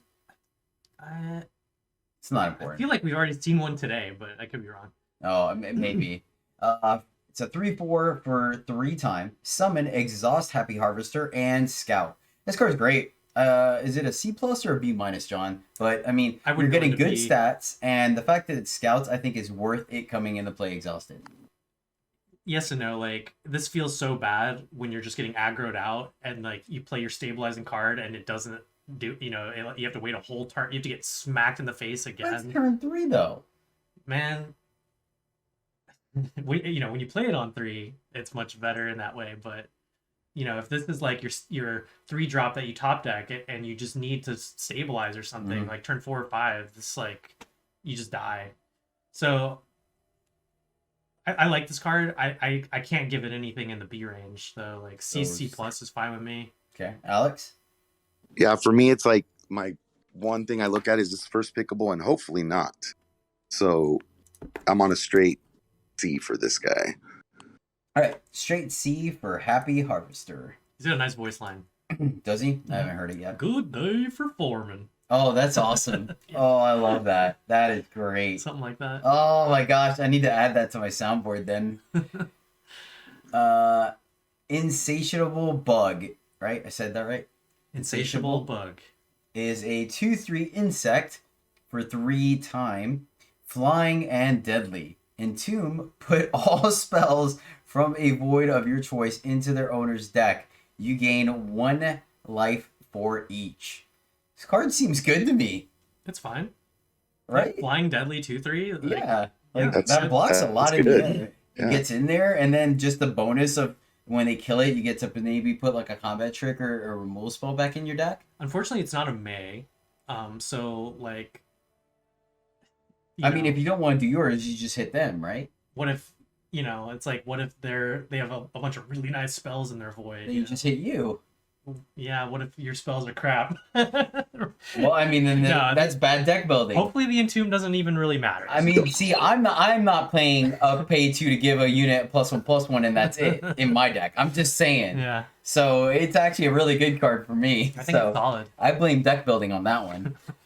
Like I'd give this one like C plus, B minus, somewhere in there. Alex? I can't go higher than a C plus.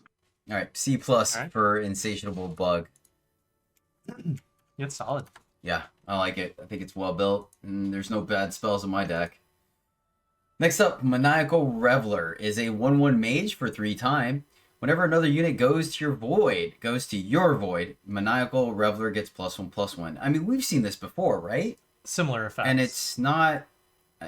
This is not good, right? It's okay. It's better. This type of card is much better in this format. Oh, I guess it does count. Frenzied, right? Or not frenzied. Gosh darn, we just Unleashed. If you Unleashed unleash unit. on 4. So the unleashed cards you discard. Yeah, the trigger last one just triggers it. Okay. Eavesdrop can like give this one +10 and for 1 card. Yeah. All right. You just steal their void, Yeah. and it's +1 for each unit that Yeah. was in there. Yeah, like I think this is playable in this format. Yeah, it's like pretty vulnerable for like a turn. Yeah, I don't want to give it like even just a C is kind of like All right. It's like C minus I think is fine for this card. Okay. I don't like these cards. They've never performed well for me, so I would go lower than higher. But once again, Alex, what do you think? I think that if you're in Xenon and have the card, the 4-cost card that we just said, it gets a lot better. I played this card quite a few times, and the opponent kind of freaks out on getting rid of it. It's like a lightning rod. Yeah. Like, so because of that, I like it even more. It's like, go ahead, kill my guy, because I have other more important things, really. So I like it at a C. Straight All C right. works for me. All right. We'll give it a straight C. Yeah, normally what happens for me is I play it and it dies, or my opponent plays it and I don't have removal and they go off the rails with it, and I don't have an answer. So, all right. Next up is Strike It Rich. This is a fast spell for 3 time. Your units get +1/+1 this turn. If you have 3 or more, gain 3 life. B minus. Do you say D minus? Yeah, he said D Yeah. minus. That's the same grade I'd give it. All right, cool. D minus. If that was a permanent buff, I'd be all about it. But Yeah, I +1 figured. this turn, All right, get it D out of minus for Strike It Rich. It just And if it doesn't did do enough. damage, if it did damage to the opponent instead of life to you, then it might be better. Mhm.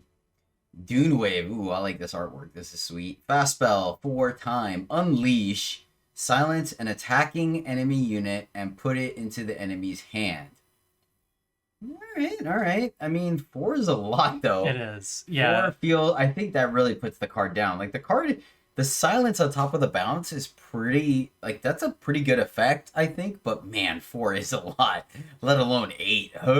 Right. Yeah, these Unleashed that start at 4 are just kind of awkward. Yeah, we'll leave some of that for the first impression show for sure after we played with it. But yeah, we're definitely going to come up with a Unleash for X or less is better than X or plus. You know, yeah, D, like it's playable, but yeah, it's begrudging for sure. Yeah. It like I tried this during the preview week, like thinking it's like, oh, this could be good. No, it was awkward most of the time. It's like it's like technically interaction. So like if you're short on that kind of effect, plus it's attacking enemy units, so it doesn't even get a blocker out of the way. You know, sometimes teleport has that module where you can get a blocker out of the way to finish them off. Yeah, so. And like the majority of the time, you're getting beat down by, you know, dorky flyers, like a swarm of them. Yeah, quite literally. So paying 4 to bounce a 2-drop. Ugh. Yeah. D- even like. Alex, where are you at on it? I've been doubled this in late game. And it's backbreaking. So, like, because of that, it's begrudgingly playable. D. So, just a straight D? Okay. All right. So, D- for it, because both me and John are low on it. Next up, Praxis Duster is a 3/3 mage for 4-time. Charge, ambush, summon, +3/+3 this turn. I think it's very easy to get a card out of this. Oh, yeah. I like this guy. Me too. So C+ or B-? I mean, it comes in down as a 6/6. That's gonna kill something, and it's gonna trade up. I could even say B on this. Like it's like one of the best cards that doesn't have the Unleash keyword on it. Like it's just solid. What do you think, Alex? Then? Yeah, I've first picked this card. I'm on B-. All right, so B- for Praxis Duster. Yeah, this card reads really well to me. It's good on attack, good on defense. Yeah, leaves behind a 3/3, which is not it goes really good with a taunt unit on the board already. You know, I like this guy a lot. I think he's really solid. Next up is Questioning Devotee. This is a 1/1 cultist. Oh, look, she's got the crystal things like Zoltan. Zolta, is that the country that has the crystals? Yep. Yeah, she looks Zoltan. Yeah. Okay. So. Questioning Devotee is a 1/1 cultist for 4-time. Summon, put another unit into its owner's hand. Ultimate, when Questioning Devotee deals damage and survives, remind you she's a 1/1, transform her into Mother Zora. Mother Zora is a 3/3 for 4 with Deadly. Your other units have +1/+1 and Deadly on your turn? Say what? Yeah. All right. So it's insane. So you already talked about bouncing your own guys earlier, John. So go ahead and take lead on Questioning Devotee. Yeah, she's solid. Like it's great when you like if you're being aggressive, just sometimes bouncing their 1 blocker is a nice tempo play. If you're doing Unleash combo type stuff, having another way to you know do that again is something you typically want in your deck. And then like if you have some ways to enable her ultimate other than just attacking with your 1/1 for 4 lol, then she's like great. So this one's like it's a full on synergy card, right? If you have ways to buff her and she can, you know, do her ultimate in that way, if you have ways to, you know, buff your other Unleash cards and then play them again, you just want to play her. You know, you can get some number of like 4 stall type effects and get her ultimate going. You could play her alongside, you know, cards like the what's the Yeti, the 3/1 fire for 4. Oh, the pinger. The ping guy, yeah. The so when you play her, she flips immediately. No, that's not the one, but no, that's the ice. Yeah. So like she's a full synergy card. So like, I think whether you play her or not is dependent on, you know, your other cards. If all you're doing, you know, if she's literally just gets her summon effect and like kind of you don't have any support for her to do anything else, she's going to be a little embarrassing, right? So it's a full-on synergy card, and there's, you know, like there's reasons to care about all the pieces of it. So this one's a little tough to grade because of that. I might just give her like a C plus for the sum of the parts. Okay. Without giving her like a build around. What do you think, Alex? I think this card is quite good because it can bounce your own things, which is very good in time. And if you flip it, it's amazing. So I'm on a C plus, B minus even on this card, especially if you have a lot of forestalls. Because if it flips, I mean, it's pretty much GG almost.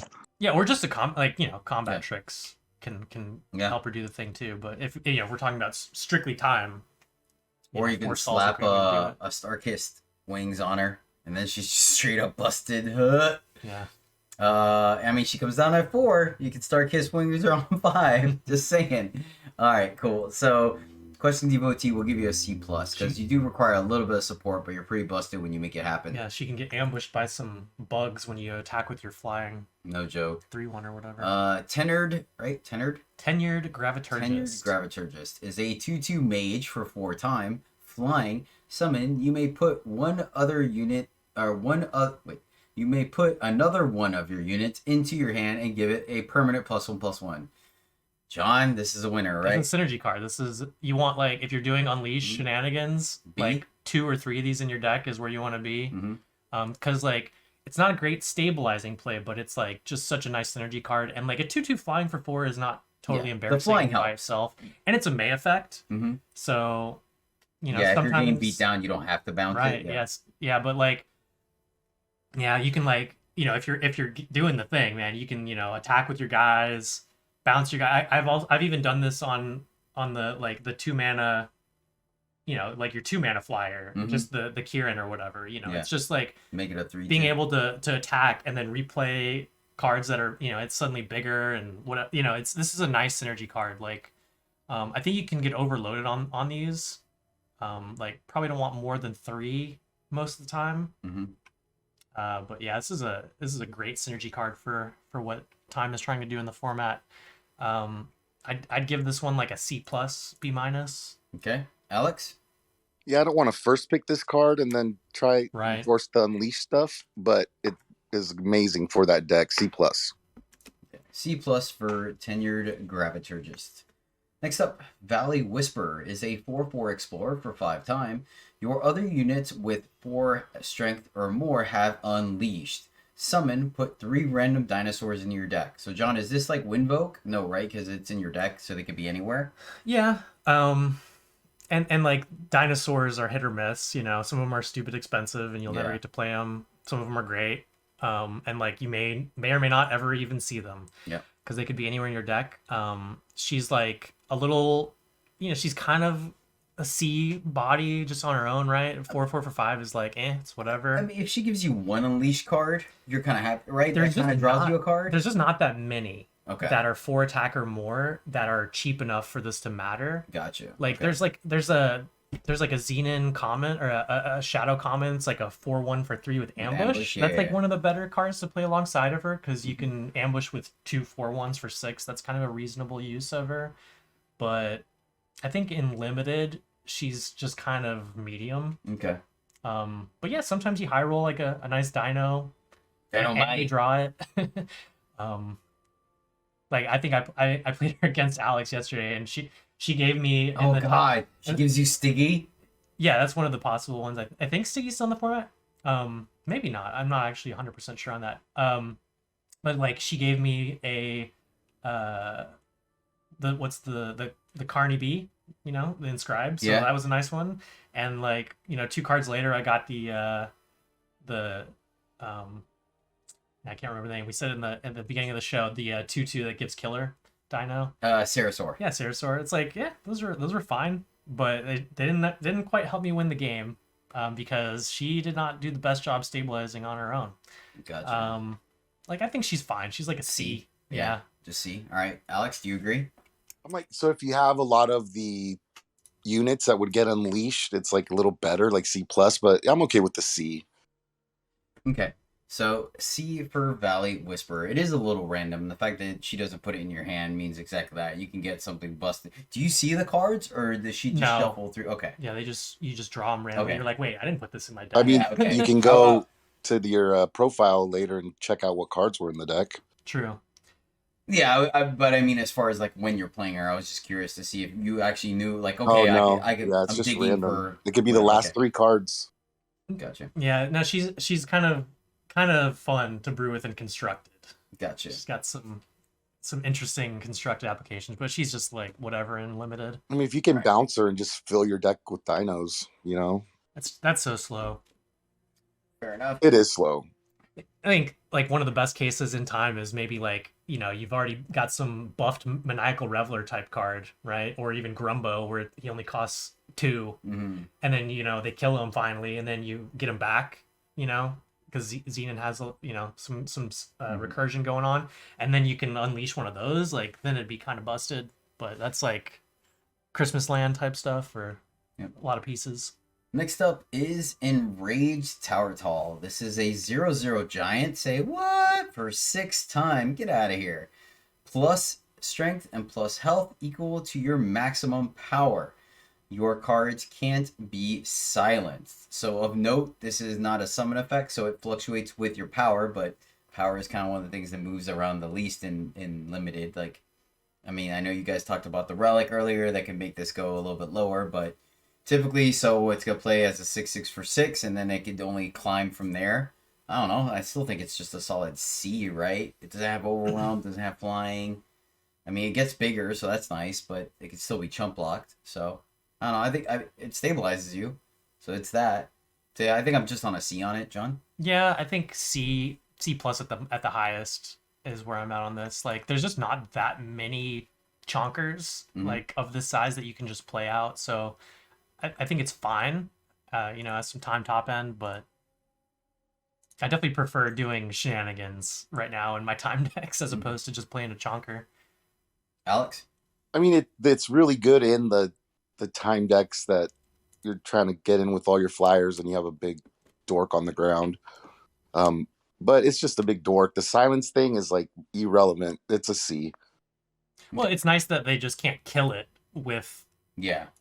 That's true. an inscribed. It, Like, it's it nice that can't it be has that silenced to text. death, yeah. Sweet. All right, so solid C for Enraged Tower Tall. Next up is Binding Agreement. This is a spell for 8 time. Put your hand on the bottom of your deck. Draw cards until you draw 2 non-power cards with the same I don't know F. if this is good. I don't think so. F, right? No, it's I don't know. In time, you're ramping. You could draw a But lot it's of cards 8. off of this.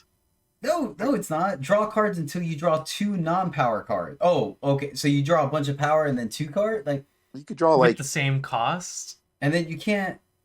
Oh wait, with the I mean, same. you're tapped wait, out for that turn, but you could draw like 7 cards or whatever. Can you mill yourself? You could. You could. Like, if you've got like 15 cards left and it happens that it's like 5 power and then a 1, a 2, a 3, like, yeah, you could like practically mill yourself.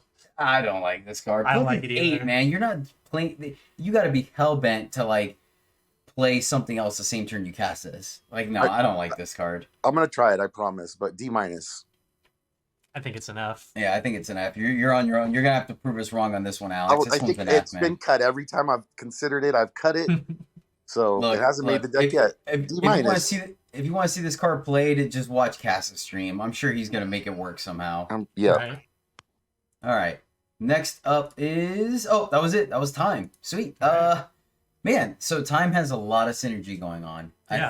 I think you're either gonna get there or you're not. There's no in between.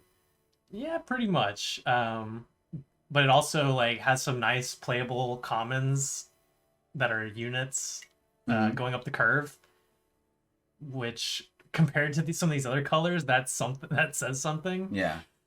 I like time a lot in this format, and I hate playing against it every game. Alex, anything to add on time? Ditto. I mean, either you're playing it or they're playing it. Everyone's playing it. Yeah, the color is an A. You want to be in yellow for sure. I've already started, like, I was doing some drafts last night, and I was already finding that the packs were just picked clean of all of the time commons, like, multiple drafts in a row. So yeah, everyone's going for the same thing for sure. Yeah. So I think there might be some self-correcting going on. Sweet. I'm gonna stick to my Huru sweetness or Rakano. All right, cool. That's time. Justice is next, and first up is our spoiler card from the one, the only, the Old Rich. Yeah. Right? That was his card? It was, Okay, yeah. just making sure. Yes, so Old Rich, thank you so much, our friend, for hooking us up, man. Appreciate you. Better Than Ever is a spell for 0 Justice. Each unit you played this turn gets a random battle skill. So it is even worse than the +1/+1 because you don't even know what you're getting, but you might just get Reckless or Unblockable on a flying unit. Yeah. So yeah, no, this is bad. F. Yeah, it's basically just an F, I think. Alex, anything? Yeah, unless you're like in a random deck that cares about battle skills. Yeah, F. All right. F for Better Than Ever. Sorry, Rich. Sorry, we still love you though. Next up is Arrest. This is a fast spell for 1 Justice. Give an enemy unit -2 attack this turn and Scout. So I like Detain, but -6 is a lot bigger than -2 for the same cost. The Scout doesn't make it worth it. I don't like this card. I'm F. Is it a D? D minus, I think. All right, Alex. Yeah, I've considered playing it in a deck that has a lot of taunt. You know, you can use this to save your unit and look at the next card, see what's Scout up. can be a half a card. Yeah, D minus. All right. Yeah. It's definitely begrudging. Like I picked it up. I was like, maybe I'll play this. Yeah, and me it- too. I usually had it in gets the cut. deck, and then I cut it, and then I put it in to try it. All right. Next up, Counting Room is a 1 Justice Curse relic. Units and enchantments can't leave the enemy void. Summon, gain 2 armor. This is just another F, right? I mean, this is like very specific about. It is. It's like random hate text. Like I think people are doing more bouncing like than void shenanigans now. Don't get me wrong. There's support for going into the void, and there's some in Skycrag and Shadow / Xenon, but to have this as a card in your deck, I think in a lot of games it'll just literally do nothing. So yeah, I think this one's an F for me. Yeah, Plus, it's the very. armor doesn't even matter. There's not enough relic weapons for Yeah. you to be like, well, I want the armor. Right. Alex. It's very like case specific to, hose the deck that everyone's playing. So, yeah, F. Cool. F for Counting Room. Man, we're blowing through Justice. Sweet. Lab Minions is a Tinker, a 0/3 Tinker for 1 Justice, Summon, Scout. Another F, right? Yeah, I hope I never have to play this. Yeah. Ditto. Yeah, there's nothing to go here. Something went I mean, wrong in my thank draft. goodness, right? Justice has been pretty busted for a long time, so at least they took it down a notch this set. Until our next There's card. still some quite very good cards. Aerial Deployment. There it goes. There's Ravina. Renivica. What? The lady that stole Rania? the wings. Rania? Yeah. Oh, okay, there you go. Ravnica. Every single Valkyrie I've pulled off of this card has Okay. been insane. So this hold is literally bugged right now, is why. Oh, is it all right? So I didn't know that. Yeah. Aerial Deployment is a spell for 2 Justice. Unleash, create, and draw a random Valkyrie. All right, go ahead, John. So they announced in a bug patch this week that this card is still bugged, and for some reason it's not giving you Valks that are the reprints. It's only giving you like Cold Hunt and new ones from this set. Mm-hmm. So like, there's some And they're all reprints. Like the 1/1 for 0 Shadow one that sucks, and like, there's all the bad ones are the reprints basically. So like right now all you can get are good ones. But that's a bug. There are a few, clunkers theoretically in the pool. So like in a few weeks when they fix it. But I think like if you're doing this, if you're unleashing this for like 2 or 3, at least one of them should be good, possibly like a game-winning type card. Yeah. But yeah, like right now it's like nothing but busted Valks. So like your experience with this card so far. So should if line it up. has the whole pool, let's just this. Yeah. If it has It's the still whole great. pool, this I card is think I what, still B? like it. Yeah. Yeah, it's probably still like a B. Okay, but you're doing this for minimum 2, right? 3's probably where you really want to hit it. I think you might do it for 1 and Yeah, if you're desperate. I won't. and you're kind of that. I probably never will. I've seen people do it. All right. So what? B minus. It is random, Yeah. and there's no spells matter synergy in the deck. So or in the format? It's definitely B level. Like, it's hard to say because we've only played with the Busto version so far. So I think my experience is colored, you know. Alex? Until the patch update, this is like B plus A minus, and then Yeah. after the update, it's a B. B. Okay, I'm down with the B. All right, we'll give it a B. I'll probably never see this card. Anywho, next up, Hour of Kodosh is a relic for 2 Justice. Summon, draw a Justice Sigil from your deck. Pay 6, sacrifice Hour of Kodosh to gain 3 armor and give a unit +3/+3 this turn. So it's a combo trick they could see coming, but they don't know when you're going to pop it. Justice has quite a few evasive units, and you get 3 life on it. Probably still just a solid C. Yeah, I think C is fine. You could do it whatever turn. I think you also really want to have some, cards that want double J. Yeah, it also doesn't... It's probably 6 is probably a little much to combo with Taunt, right? Plus up your Taunt unit and get in there. Well, some of your Taunt units, even in Justice, just have Taunt already. Mm-hmm. So I think like a C is fine for this. Maybe a C minus, but probably Alex? No, I'm on a straight C for this card. All right. Straight C for Hour of Kodosh. Next up, Midnight Tinker. Oh, man. I just love hammered stuff. Oh! It's a 1/2 Tinker for 2 Justice, Taunt, and Tomb. Give a unit or weapon in your hand +1/+1. I don't think I like this card. I kind of like it a little bit. Go ahead and talk. I haven't played it yet, and I just don't think it's gonna play out the way I want it to. The fact that when it dies, you can buff your Insect Swarm or something else with Unleash. Mm-hmm. I like that a lot. Like John mentioned, permanent buffs are good, and the 1/2 Taunt, you can mess around with it and kill something, especially early. So I'm on like a C minus. Can you? Potentially. Can you, though? All right. I'll You don't have to attack. Yeah. But the problem is one strength doesn't kill much though. That's my thing behind it. It will die when you want it to, right? Like it has taunt, so they have to block it, but I don't know if it's really gonna kill anything unless you combo with combat tricks, and then there's that synergy there, but I don't know, John. Yeah, combat tricks for sure. Yeah, I think this one's playable with the sum of its parts. It's not my favorite way to do the buff because the timing is so finicky. But yeah, taunt's a powerful keyword. C minus I don't think is unreasonable for a rating. Like I think D plus or C minus for this. All right, Alex, where we at on it? C or C minus? C minus. All right, C minus for Midnight. It's the underscore because it was the underscore. Yeah. John, talk to us about pull up. All right, it's a 2 and a J fast spell. It says give a unit +2/+2 this turn. If that unit is blocking, it's permanent. So yeah, this is solid.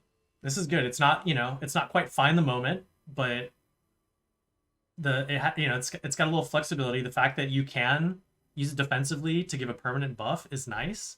It's not one of the better ways to give a permanent stat buff to an Unleash card because most of them are still gonna die, like trade in combat. Even blocking with only +2 buff, but it's like theoretically a way to do that. But yeah, like I think this is a nice flexible combat trick. I think it's probably just a C, could be C plus. And it's uncommon. So right, part of the problem with things like Chloric Mix and Find a Moment is that they were common, so people were always expecting it. Versus this being an uncommon, it may not always be on people's radars. I know that's kind of a smaller sample size, but maybe, right? Part of the whole transition to the new kind of pack order and draft format is that rarity means a little bit more again. Yeah. Right? We don't have to worry about 3 different kinds of weighted commons. Right. Yeah, you're right. Alex, where are you at on pull up? So as a combat trick, I don't like it very much, but usually you are very sad when you have to use them defensively. And this one, it's like you want to wait and block with something, which if you do, I think it's quite good. C plus for this card for me. All right. Okay. All right. Yeah, I'm good with that. So C plus. C plus for pull up. I think its flexibility is solid. I like it. Next up, John, you were talking about this card, so I'll let you take it. Rivet's Wrench, right? Rivet. Yeah, I guess that's a hero. Is there a Rivet? Rivet is a hero. Yeah. Is he in this set already? Mhm. Okay. Is a relic. So I guess we'll talk. Is he a rare? Legendary? I think he's a rare. Okay. So Rivet's Wrench is a relic for 2 justice. Once per turn, you may pay 2 and discard a card to create and draw a random attachment. So talk to us, John. I love this stupid card. It's one of these, high roll random effects. But a lot of the attachments are good to game winning. You can get brigade halls and Armor plating. Yeah, up to armor plating. You can get attachments that are actually powered. As Cass You got can the get relic legendary weapons. legendary weapon that lets you attack twice. He pulled off of it. Yeah, that's the one. That's what that you I guys just said. mentioned. Okay. Yeah, you can get Or like my opponents will probably get the +3/+3 deal double damage one. what's the expedition gear? You can get that. Yeah. You can even get itself. It'll roll you another rivet wrench. But like the thing with this one Or is, I'll get the one that gives you it gets a +1/+1 for each shadow influence you have, Like- and I'll be Cobra. so this is like you wanna have your deck kind of playing for the long game with this card, because this is like some weird inevitability. Mhm. Like eventually you're gonna get something that is like exactly something that you're just like excited to slam. And it's like it kind of feeds itself once you give it the first discard, because if it gives you a trash attachment, you can just re-roll it basically next turn. Yeah, I like the insurance policy it has built into it. That's nice. Yeah, and we've talked about having like the extra unleash cards available in your hand. So like let's say you're playing like, the primal 3-cost one. You play that one out begrudgingly maybe on 5 because you're like need to stabilize a little bit. Well, you have 2 extra power and a random extra card that you're gonna throw away anyway that turn. So like sometimes the cardboard is free. And yeah, like literally some of the rolls will just like win you the game. So I like this card a lot. It's it could take a few turns to get there. Mhm. So like as long as you're not like getting run over or something, this kind of has some inevitability. So Yeah. I like yeah. the fact that it's cheap too, so it's not like you're taking your whole turn off and not affecting the board. You can sneak in this 2 power somewhere up your curve. Yeah, and like exactly, the fact that it's cheap is like there's another uncommon for 2 here we'll talk about in a minute that wants you to have a relic in place. So this is like you're not, even though it's like a do nothing on 2, maybe this helps you pop off with that guy on 4. So I like this card. I think a B is a fair grade. Yep, I'm on B as well. Alex? Yeah, it pulls you into green for sure. B plus even. This card is great. Nice. See, and I don't think, I'm kind of with John. I don't even think it pulls you into it. I think you're okay splashing this because if you play it late, you're fine with that as well. You know what I mean? I'm just saying it's like first pickable for me. I've done It it. is. Got you. Yeah. Roger that. All right, next up, Scornful Elite is a 0/4 Minotaur Cleric for 2 Justice. Aegis, and when the enemy player plays a unit, it gets -4 strength until the start of your next turn. So it stops charging things and stops taunt? I mean, I don't know. This effect isn't worth a 0/4 for 2, right? Or is it? This has played out way better than it looks for me. Okay. I think it's fine, like as a 2-drop. I mean, it is to the start of their next turn, so at least it lets you attack into things as well, I guess. Like if you're playing taunt stuff, Mhm. it's extra good. Okay. If you're playing relic weapons, it's extra good. If you have like regular weapons, like it's a 0/4 Aegis, so it wears weapons well. And like a 0/4 can block for a lot of turns without any additional stuff going on. So like I think this is like a solid card. I don't want to like rate it too high, but like C+ is probably like a minimum for me on this one. Okay, I'll take your word for it. Alex, what do you think about Scornful Elite? It's kind of annoying to play against, especially if you have things that you don't want touched when it enters the battlefield. Yeah, I was about to mention like Pops it pops age. Yeah, it does that kind of stuff as well. There's no stealth anymore. It would have been like basically overpowered in the stealth format. I think maybe I'm thinking it was really hosing stealth in the preview event because there was still stealth. Right. So it's not as annoying then, I guess, if you don't have stealth, but so I don't know. Like it's annoying to deal with, and it's a good blocker, blocks a lot of things. So yeah, I'm on a C+. Okay. Yeah, Sure. C plus for Scornful Elite. Alex, why don't you take Spectral Armor for us? Spectral Armor is the two in a green, counter a spell basically that's played on your units, and it also makes all your units invulnerable to damage. Yep. It's like it protects your whole board, it protects one unit, and at the other time protects all your other attackers or defenders. This card is great. This is like a B minus, I think C plus, somewhere in there. One of those two. Okay. Yeah, I haven't played with this card yet, but I could see the effect being pretty powerful. Like you mentioned, for 2 and a J, your units are invulnerable to damage this turn, and negate all enemy spells being played directly on them this turn. So it doesn't quite stop board wipes. You know, something like Harsh Rule still gets by this, but it stops pretty much everything else. Yeah, I kind of like this. John, what about you? Are you pretty high on this card as well? Definitely, it's a great flexible card. I'd give it a B minus. Yeah, I think B minus is good because you do want a board state, right? It does nothing on empty boards, so I can see me first picking this card for sure. Yeah, that's why I was torn. B minus though, I'm good. Yeah, the artwork is pretty sick on it too. All right, next up is Suspicion. This is a fast spell for 2 justice. Silence an enemy unit. If it is attacking, stun it.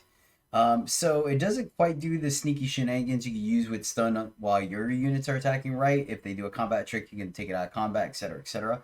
That being said, silence and stun. I mean, it's fast speed, right? So it does negate their combat tricks on offense.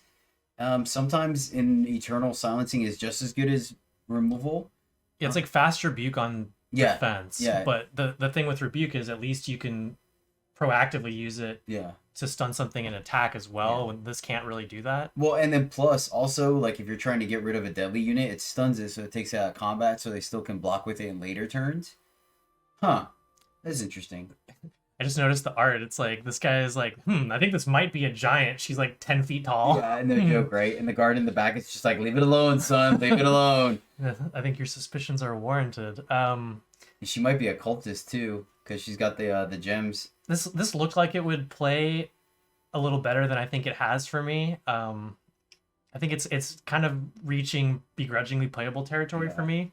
I think this card is going to be a very polar card, a very extreme. It's either going to be absolute garbage for you, or it's going to be a blowout. You know what I mean?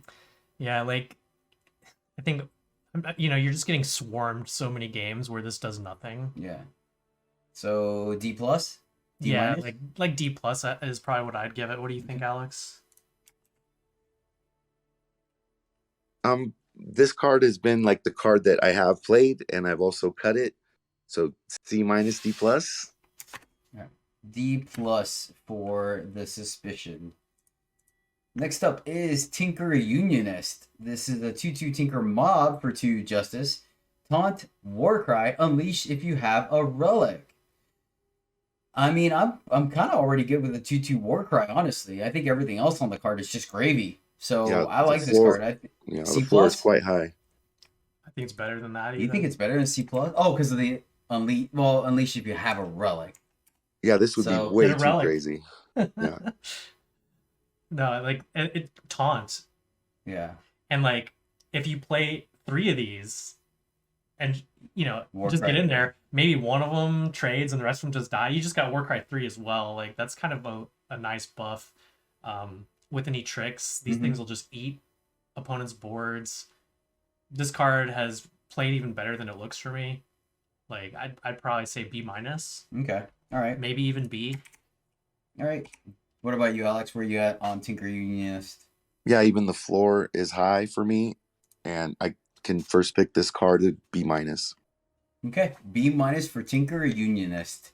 This card I like. I haven't played it, but I've played against it, and sweet baby Jesus. Forensic Analyst is a 1/4 flying Valkyrie for 3 justice.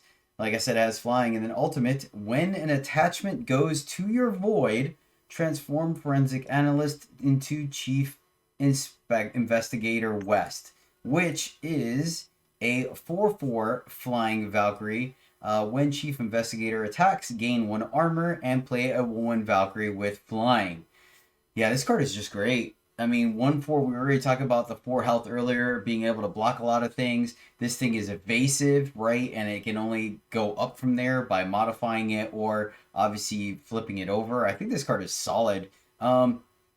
Is it B minus good though? I'm not sure. Is it or is it C plus? B minus?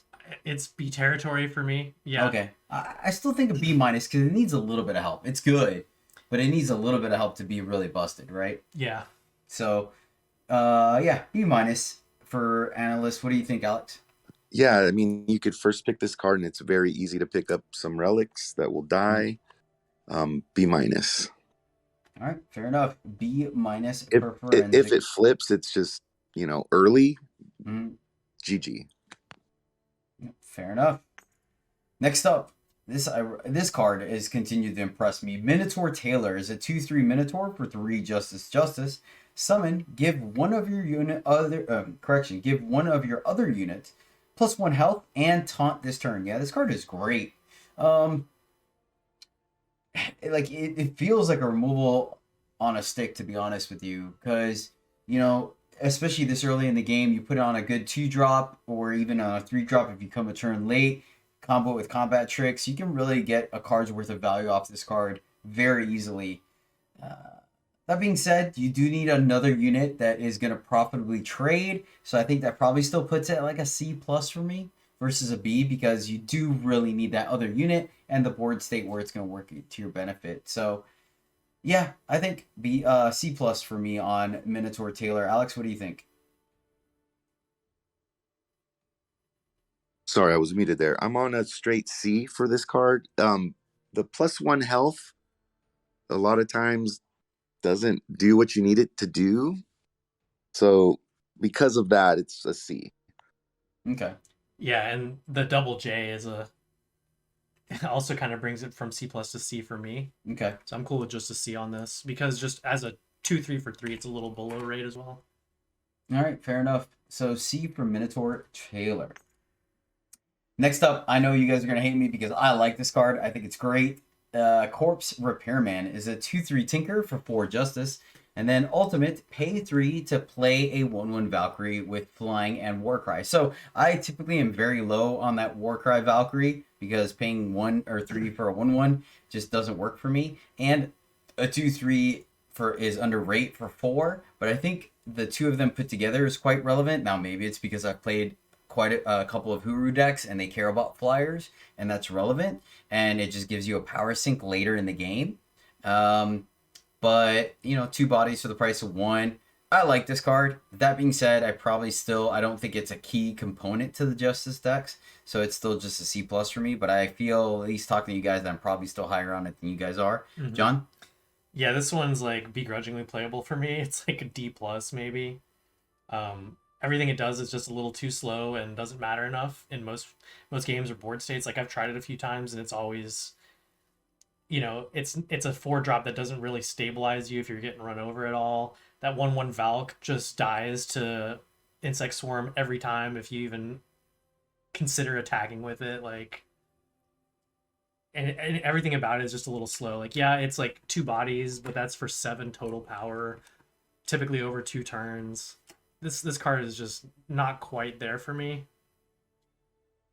Alex? Yeah, I have not played one. Like, I don't want to say F, but I'll say D. All right, and that's where you were too, I said right? D plus. Yeah, all right. So D plus for Corpse Repairman. Core Repairman. Thank you. He's not putting together corpses. That'd be a shadow card. Fair enough. Desertion is next. This is a curse for 4 Justice. The cursed unit can't attack. At the end of the enemy player's turn, if no unit's attacked, kill the cursed unit. Interesting card. I don't know. I mean, I guess it always gets rid of their best unit, right? I don't know. I think it's a little situation. It gets rid of it from attacking you. Yeah, I mean, they could still block with it. It's pretty situational. I don't know. D minus, D plus. Like, I didn't like the 1-cost card that got rid of, Oh, see, and I did. Yeah, and I've cut this every time I've drafted it so far. I don't know if hoping I never need to play Now, it. that being said, though, a curse is still an attachment, Mm-hmm. so it does work with attachment synergies. that we've seen a couple in Justice. Some of those care about relics, some of them care about attachments. Fair. It just depends. All right. Yeah, I think 4 is a lot, and it can still block, so yeah, I'm good with the D on this version. Yeah, D is about where I'd rate it. Alex?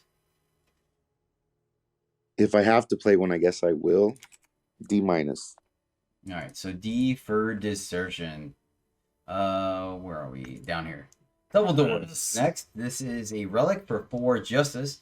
When you draw a unit or weapon, it gets +1/+1 permanently. And we've talked about this several times on the show. And this is, you're trying to combo that with bouncing. This already does it in your hand. So the very first time you play the, not Frenzy, it is Frenzy. Unleash. Unleashed unit. You get your bonus. So yeah, this card's great. Where do you want to put it, John? Well, this is like, I love this card, and I love exactly one of them. If I'm playing like 4 or more Unleash. Mm-hmm. Like, if you have no Unleash in your deck, this is just kind of slow and clunky and probably not worth a card. But yeah, like 4+, I think you're happy to run it. And if you have even more than that, this is gonna pop off. Like, I've seen people try to run 2 and 3, and I think that's just too risky. You know, like you might just get run over in the meantime. But I think exactly 1 is where I want to be.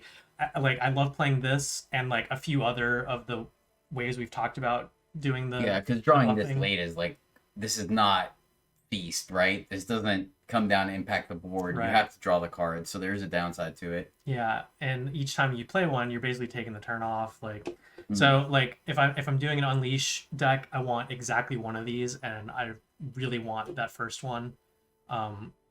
So it's kind of a hard one to rate in that way, but like, you know, Unleash synergy card, if I'm in that deck, it's I really want one. There's enough replacement ways to kind of do that where it's not like high in pick order necessarily. C+ is a good rating for it, I think. What do you think, Alex? So if you don't have Unleash cards, I've cut this card from the deck because you pick it early, hoping to be in that deck, and then you just don't get the cards. It's a key component of that deck, and I like this card as a C+, I think. Yeah, I'll be honest with you. I've drafted it and cut it. I haven't played it yet, but I'll draft it now. I believe you guys. I just know I'm always gonna draw it late, and then taking turn 4 off is tough, but I get it. All right, but it sets up the next turn so good, you know. C+ for Double Doors. Not really. I would just draw power. So Double Doors gets a C+. Next up is Griffin Rider Marshal. This is a 1/4 gunslinger Griffin. Thankfully, a gunslinger. For 4 Justice. Flying Taunt. Pay 3 to give another unit flying this turn. So, Alex, where you at on this guy? I love this card. It basically is going to let something get in. You could do it every turn. I'm on a solid B for this card. Yeah, I like the power sync. I like that it blocks. I like it a lot. John? I haven't actually gotten to play with this yet, but it seems like a B to me. Yeah. Yep. I like that too. All right, we'll go B for Griffin Rider. It gets, you know, even if it's a small creature, if they don't have something to block in the air, you can get additional damage in. It's powers. I like it. Yeah. It's not a once per turn thing. So you can give, you know, if you have 6, 7, 9 power, you can give your whole team flying and get in there. All right. Let's see. Next up, Prodigy. Prestidigitation student. No, prodigious student. All right. A prodigious student is a 3/3 unseen for 4 Justice. Prodigious student has +2/+2 while it has a battle skill. This is just bad, right? Like, there's not a lot of ways to give battle skills to things, and then you're still playing a 3/3 for 4. I don't like this card. Has it played out better? I wouldn't know. All right, Alex, are you low on this guy too? Neither would I. I almost want to say F.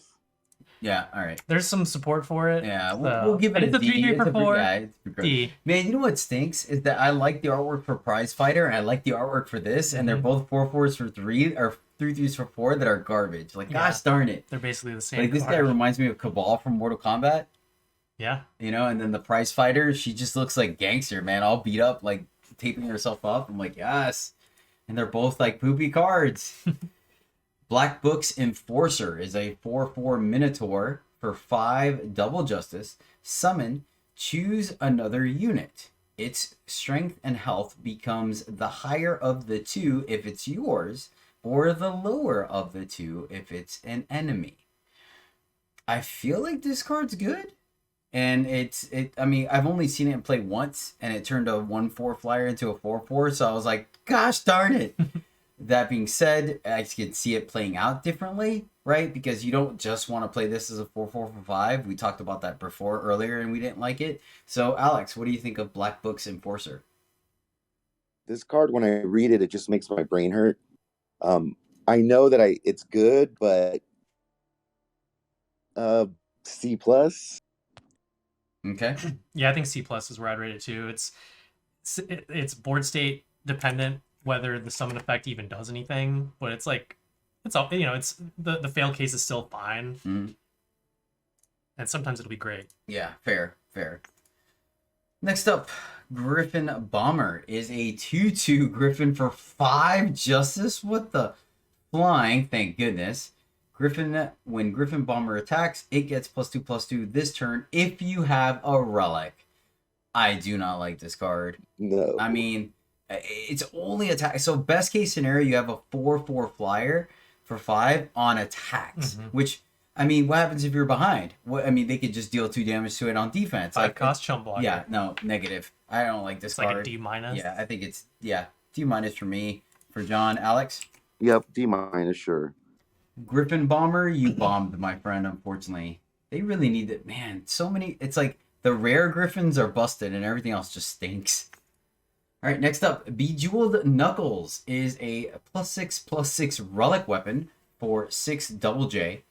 At the start of your turn, if you have no units, sacrifice Bejeweled Knuckles. Solid C? C plus? I think you're low. Really? Low. I mean, B. okay. All right, my bad. I mean, +6/+6 for 6 is a lot, right? Is it pretty easy to get 2 for 1 off this? Definitely. Okay. All Yeah, right. this is like, you know, gives off backbreaker vibes. Okay. It's so solid for a 6/6 relic weapon for 6, possibly buffed in some way. Yeah, we don't have to spend too much time on it. I mean, it's a relic weapon. I just had to look this up, but I'm like, I feel like that's misspelled. Yeah, they literally misspelled Bejeweled on this card. Oh, they're missing the second E Yeah. of the W? Yeah, gotcha. Like, oops. I said it wrong. It's Bejeweled. Bejeweled. Knuckles. All right. And one more Justice card. Last Call is the 7J slow spell. Stun an enemy unit. Give one of your units +3/+3 and taunt this turn. I mean, I guess when you're going to play this at 7, it's probably a little more relevant, right? But I don't know, it's still 7. You need to have a board state. I still don't like this card either. I think this is probably a D. Like, it's going to see some play, it's going to win some games, but eh. Yeah, it's somewhere in the D category for sure. Alex? I've considered playing this card, but like D minus. Yep. Okay. So D for Last Call. Yeah, Justice definitely took a hit this format, or this set, which, I mean, it was due for 1, so I don't mind it. There's some powerful cards in there, but there's definitely some stinkers. Some great uncommons. Yeah, I think they definitely whiffed on the whole Relic Matters synergy for this one, which, I mean, once again, it's fine, because we've seen it been broken before, so. It's so rough, like, you know, we're missing just solid playables at common, playable units, like, in most of these factions except Time. I think that's just kind of weird. I agree. But all right, that is Justice. Next up is Primal, and we start off with Check Raise. This is a fast spell for 1 double blue. Negate an enemy spell unless the enemy player pays 3. 2 situational, right? And it's spell. So the biggest thing we want to counter are units and attachments. So WTF, mate. It is 1, but it is double blue. Does it matter in this format? I think every time I've been in Primal, I've been able to pick up a backlash, which I think in most situations is just better, especially because of the, you know, Primal is one of the colors that cares about frenzy triggers and spell damage. So I don't know if I'll ever play this in this limited format. So D or F? Yeah, like D minus maybe. Alex? Sorry about that. What John said exactly. You can get a Lash so easy that, and this is a hard to cast one. Yeah, D minus, All right, maybe fair enough. F. Yeah, could be F. All right, F. I'm good with F for it. Cool. All right, fair enough. F for check raise. Next up is Little Brother. This is a 1/1 Yeti for 1 primal. When Little Brother damages a unit, stun that unit. I don't like this card. This is just an F, right? Like, I mean, it stuns a unit on blocks, but they attack into it, and then on attacks, like, it's 1, they could just take it, right? Am I reading this wrong? No, you're reading it right. I don't know if I'll ever play this one either. Yeah, all right, F. Could just be an F. Yeah, Alex? F. All right, cool. Awesome. I like it. Next up, Sticky Fingers is a 1/1 rogue for 1 primal, Aegis, and then once per turn, you may pay 4 to deal 1 damage to the enemy player. Initially, I don't like this card, but I think because of Frenzy, it's a repeatable trigger and just a power sink, I think this card's good. I think it's probably still just a C, maybe a C minus, and then it's a C plus in the Frenzy deck, right? Yeah. So C minus. Yeah, it is surprisingly playable in the format. So yeah, C minus is probably what I'd give it. Yeah, it combos really well with that uncommon that we're going to talk about that gives other things flying on Frenzy. Yeah. So right. I like It's C a minus. synergy card. Yeah. So C minus. Alex, are you good with that? Yeah, I mean, if you have Frenzy, like this is a great, guaranteed trigger for that. So in the Frenzy deck, it's a lot better, but as itself, C minus, yeah. All right. Oh, it doesn't have Little Brother on there. That's what it is. All right, fair enough. Next up is Yeti Pugilist. This is a 1/2 Yeti for 1 primal, Reckless, and then Frenzy +2/+2 this turn. Yeah, I don't like this card. F. Yeah, this is another one that's yeah. Love the artwork. Artwork is busted. Card is it's not a permanent, so you have to trigger Frenzy every turn, and it's Reckless. Yeah, I don't like this card. Sure, F is yeah, if it was a permanent accurate. buff, then it'd be really good in the Frenzy deck, but as is, I'm not playing this card. Maybe if it had Taunt as well. Yeah, something. All right. F for Yeti Pugilist. Next up is Flash Flood. This is a spell for 2 primal. Unleash, stun an enemy unit. If it's already stunned, kill it. So it synergizes very well with itself, right? Mm-hmm. It's 2 power, kill or stun a unit, or 4 power, kill a unit, or 4 power, kill stun 2 units, etc., etc. It's, I don't know. I guess the fact that you could just straight up pay for and kill something probably makes it at least a C. It's probably better because it's flexibility. Mm-hmm. So is it a C plus or a B minus, John? I'd be on B minus for this. B minus? It's so flexible. Yeah, I could get behind that. The fact that it can kill a unit is pretty good. Yeah, and if you play it, say, alongside, the Inscribe fast stun, right? Like, you do the fast stun on their turn, and then on your turn, there's already a stunned guy. So for 6, you can actually kill 2 things in those cases. Like, or the turn after you, what is it? The 5 power stun every unit, crystallized, glacial, whatever. Yeah, I mean, I know magic. that's basically the same thing. Like, it's hard to get past 6 power, too often. So. Yeah, Alex, are you good with a B minus on Flash Flood? Anything to add? I'm on a solid B. It's like so flexible. It could be used aggressively, like just stun things out in A space, and it lets you get in quite a bit. I like this card a lot. I'm on a B. Okay. All right. I think you were high on too. Yeah, B's fine. We'll go B for Flash Flood. Next up is Hour of Linrai. This is the relic for 2 primal. Summon, draw a primal sigil from your deck, and then pay 6, sacrifice Hour of Linrai to draw 2 cards, then discard a card. Yeah, this one's another solid one. Like, it's not busted, but drawing cards is always great, and by the time you're popping this, it matters. You have, like, a power to spit, right? Yeah, and especially in Cold Hunt, a lot of the primal cards you're trying to jam are double primal, like, so you don't mind just getting that extra primal sigil. Yeah, so... C. Yeah, I like C for it. Alex? I'm right there with you guys on this one. Awesome. Yep. Hour of Linrai, you get a solid C, my friend. Hydrate is next. This is a fast spell for 2 blue. Unleash, give a unit +1 health permanently. This is not good enough, right? It's permanent, but it's just a health. I don't like this one. This was an F, right? D minus. D minus. All right, Alex. Yeah, Be ready D to minus. play I could see me using it in a pinch, but Mhm. Right. All right, D minus for Hydrate. Next up is Oxidize. Ooh, that's super cool. Oxidize is a fast spell for 2 blue. Negate an enemy spell that isn't fast or deal 6 damage to an enemy wielding a weapon. Alex, where are you at on this? I've like picked it, and then it's been the last cut. It's super situational, but there are some, relics. I mean, attachments that matter on units. So, This should be able to go face on a relic attack, right? Yes, it says enemy, so yeah, it can.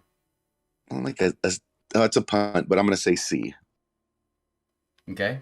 Just Yeah. a D for me. Yeah, it's a D for me Too too. situational. It's two different things. It's modial, but both of the modes are very situational. Like neither of them are guaranteed to come up. So yeah. It's modial. Yeah, it's a D for me as well. Next up is Thunder Pop. This is a fast spell for 2. Sounds like a rock band. Welcome to Candy. today's Thunder Pop. Or Candy, yeah, that's right, yeah. Fast spell for 2 blue. Deal 2 damage. Scout. Yeah, solid card. 2 damage for 2. It's fast, so you have a potential 2 for 1 out of it. And you get a little bit of bonus. You get like a third of a card out of it with the Scout. I like it. I think it's a solid C+. Just a C for C? me, but Okay. yeah. It's Yeah, solid. you're right, because we gave the 2 damage fire spell. Yeah, okay. Alex, are you going to C with for Thunder Pop? I'm like on a C+. It's kills a lot of relevant things. It could go face and trigger frenzy. So yeah, C+ for me. Yeah, it can go face trigger frenzy mid combat. 2 C pluses. Yeah. So C+ for Thunder Pop, but a B in the name. All right, next up is Tomb of the Azure Mage. Azure Mage? Azure, I don't okay. know. Whatever. Frenzy, draw a card, and then discard a card. Okay, so every time Frenzy triggers, it loots. Mm-hmm. For 2 and a blue. I'm sorry, 2 and a blue. Ultimate, pay 9 to deal 1 damage to enemy player for each spell in your void. I mean, it's obviously a build around, but 9? Like, And like when you're triggering it, it's weird. Sorry, I cut you off. Go ahead. No. Oh, wait. Oh, it's an ultimate. So you can only do this once. Mm-hmm. Oh, gosh, this is even worse. It's not even repeatable. Yeah, no, F. Even build around this can't be that good. I think the looting is something. Okay. Like a D minus. I don't think it's complete F territory, but Alex? it's close. Yeah, because basically when you're looting, you're discarding power usually, so it's hard to get to the payoff. But if you're just using it as looting, yeah, D. I could see maybe playing this card. All right. Tomb gets a D. Next up, Green Stretched Griffin is a 2/2 Griffin for 3 primal, flying and unleash. Just fine. C+. Wait, what? Is it like completely busted? You just said it has unleash. Oh, my bad. So B minus? Yeah. All right. Yeah. Alex, B minus Well, for... I don't want to first pick this card though. But if you're in the Unleash deck already, it's what you want to do. So I'm on a C+. All right, so 2 C's. Ha. All right, fine. C+ I love for this card. Green Stretch Griffin, and it looks like a belligerently drunk Griffin. Looks like it partied too hard the night before. All right, next up is, I guess we'll have to wait to see if the grade sticks, John. You could be like, you guys were wrong. Next up, ooh, I love the artwork on this. Holy cow, I haven't seen this card yet. Icicles. Oh, and the flavor is so good. That's the one good thing about Eternal being still a young game. Like, they still have a lot of good names for cards.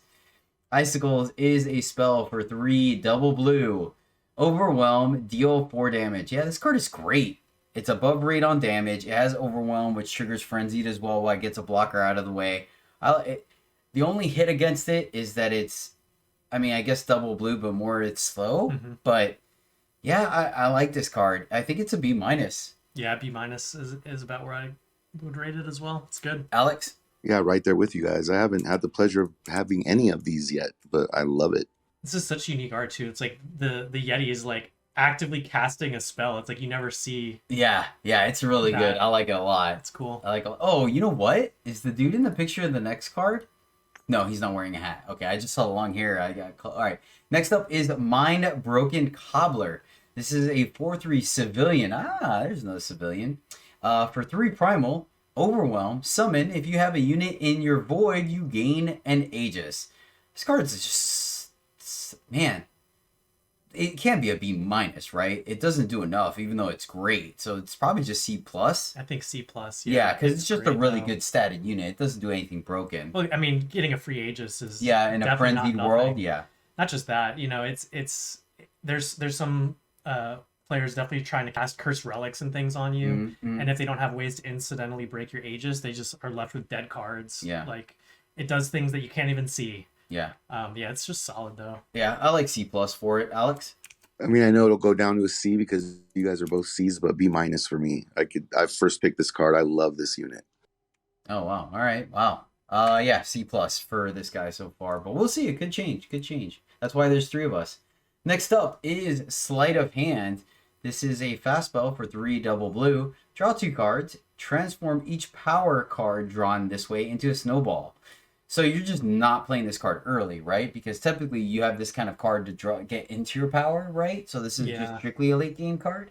I would say so. Because, I mean, playing this on 3, you're looking for your 4th and 5th power, and then you just turn those into snowballs? Huh?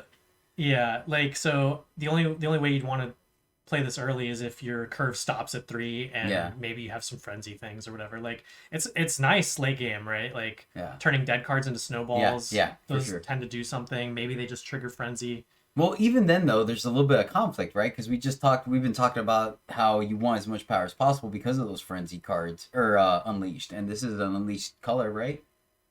Yeah, it is. For sure. It is, yeah. There's a little bit of tension there. Yeah, Primal definitely goes both ways, right? It's like half frenzy, half unleash. Yeah.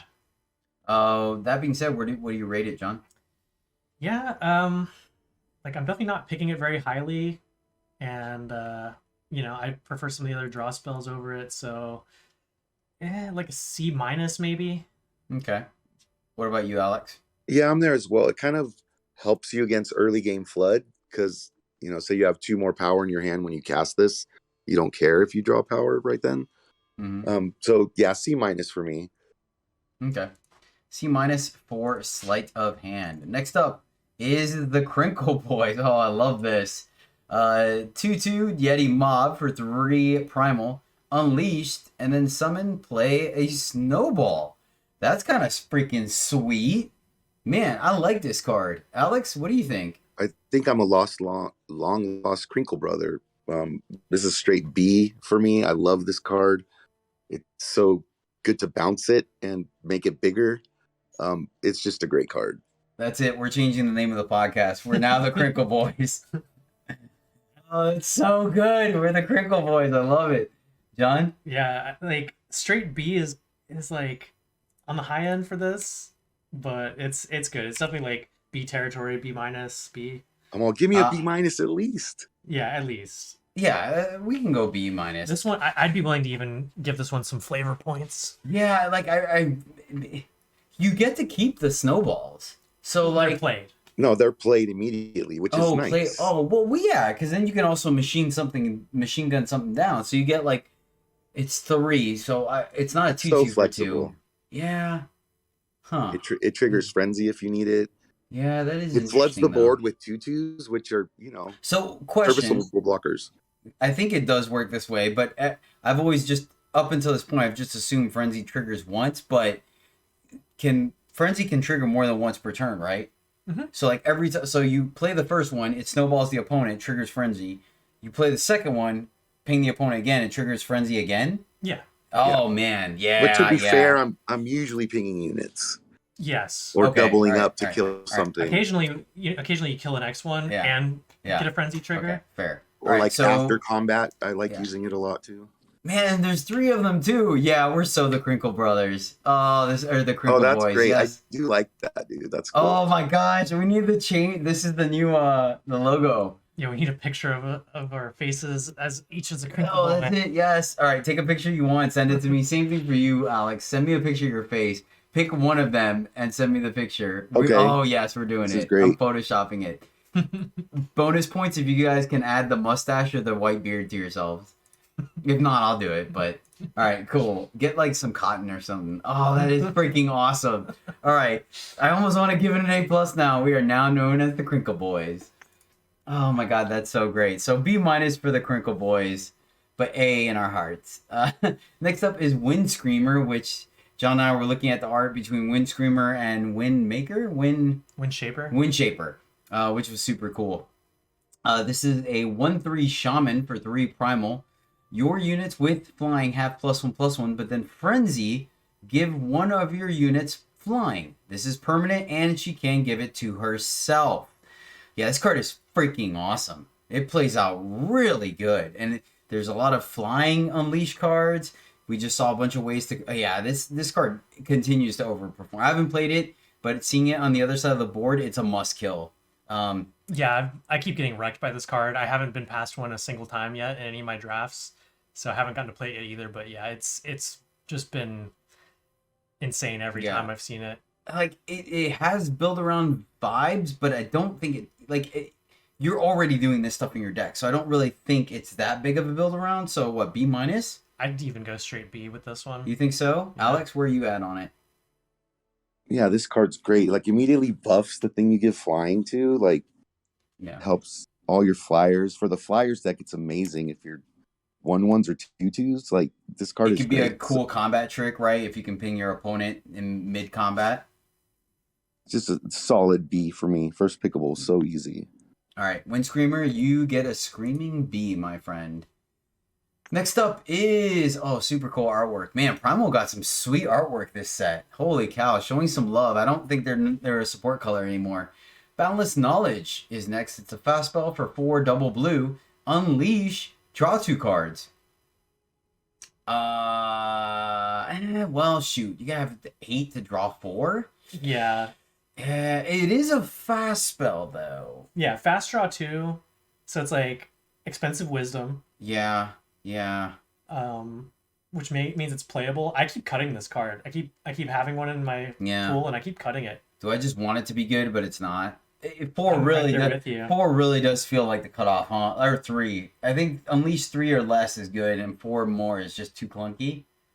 Pretty much. Like, yeah, it's really hard to actually get 2 of these. Like, gosh darn. So what, is it just an even C? Maybe even C minus, honestly. Like, I want it to be so good. I love drawing cards. I love cards like this, but I'm telling you, I keep cutting No, this. I believe you. It's like the relic one, not the relic one, but the one that goes in the temporal mastery decks. You know what I'm talking about? Where it's like draw 2, pay 4, draw 2, and then you got amplify for 2. You know what I'm talking about? Mm-hmm.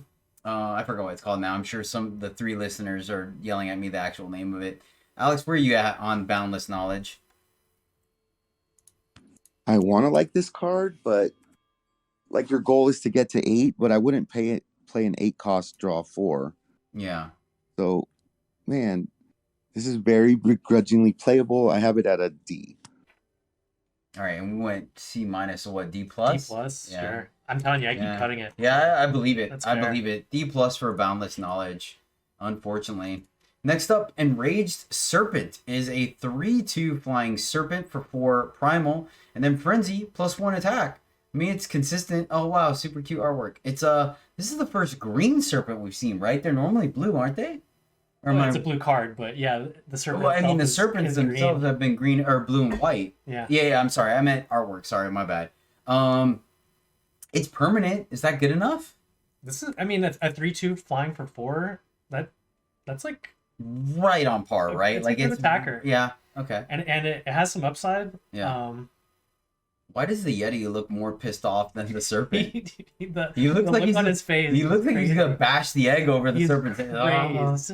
He's not frenzied. concerned at all about this dragon about to eat him. He's just like, yes, egg. I love my eggs. Oh, so many good omelets. Yeah. No, I love this John is being right there on looking at the pictures. It's hilarious. Yeah. Alex? This guy's fine. The fact that it's permanent, but it gets blocked by 2 insects so easily too. I'm on a C+. Okay. C+. I'm cool with that. Yep. Enraged Serpent, you get a C+. Next up, Jotun Runt is a 2/2 giant for 4 blue. Ultimate, when Jotun Runt attacks, with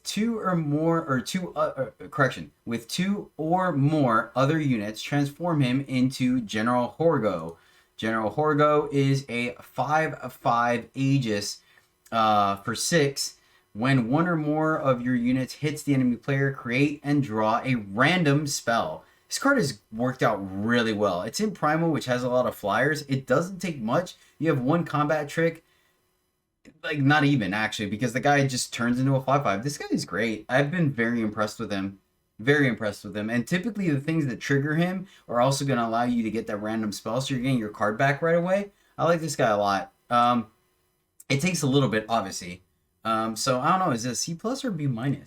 This card is terrible if you're behind, which is like the only knock against it, really. Yeah, fair. So that's probably... Can't really stabilize you as a 4 drop. This card has played great for me as well. I want to give it something in the B range, but just for using a little quadrant theory, right? Like, yeah. The fact that it like is so bad if you're behind, I think is a slight knock against it. Yeah, good point. But it is not that difficult, and like it's a 5/5 Aegis as it's attacking, right? Yeah. Like, so it's never like attacking as a 2/2. I mean, hopefully.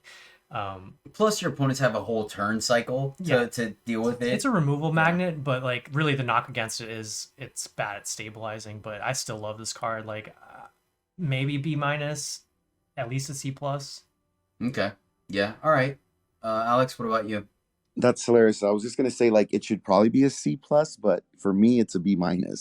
Yeah. Okay. I'm like right there with you. All right. So yeah, I guess we're all high on it. So yeah, we'll go with B- then. Fair enough. Which, I mean, but once again, John, you did a great job breaking down its downsides. All right, next up is Nevermore. John, talk to us about Nevermore. Sure, it's a fast spell for 4 and a primal. It says transform an enemy unit into a 1/1 Raven with flying. Yeah, it's solid removal. Sometimes giving your opponent a flyer is what could be a knock against it, but this card has played out good for me. Like, there's not a ton of weapons that people are putting on units, so like the chances that you're having to use it to just shrink something that's beating you down with a weapon on it are not extremely high. And then if you have to use it at an awkward time, it can later be ambushed with your own 1/1 or whatever. But like ideally they're just smashing you with something big, and you can lock in what looks like a chump block and then mid-combat transform that thing into a 1/1 and just eat it. So I think it's a nice flexible removal spell for 4. So I kind of like this one. I'd give it like C+, B-. Yeah, I'll take your word for it. Pick it. Yeah, so that puts it in C's for you. Yeah, I'm on a C+. C+. All right, I'm good with that. I can go with C+. And then obviously there's a window that after the combat trick you can shrink it, right? I mean, obviously you can respond to the combat trick, but then the combat trick will still happen. But I think you should still get a window after the combat trick resolves, right? Before damage? I think so. Would it still have the like combat trick buffs on it though? It should. It should? Yeah. I thought in Eternal the combat trick, like the weapon, it will keep it, but I thought the combat trick, if it was like a pump spell, it changed, right? What?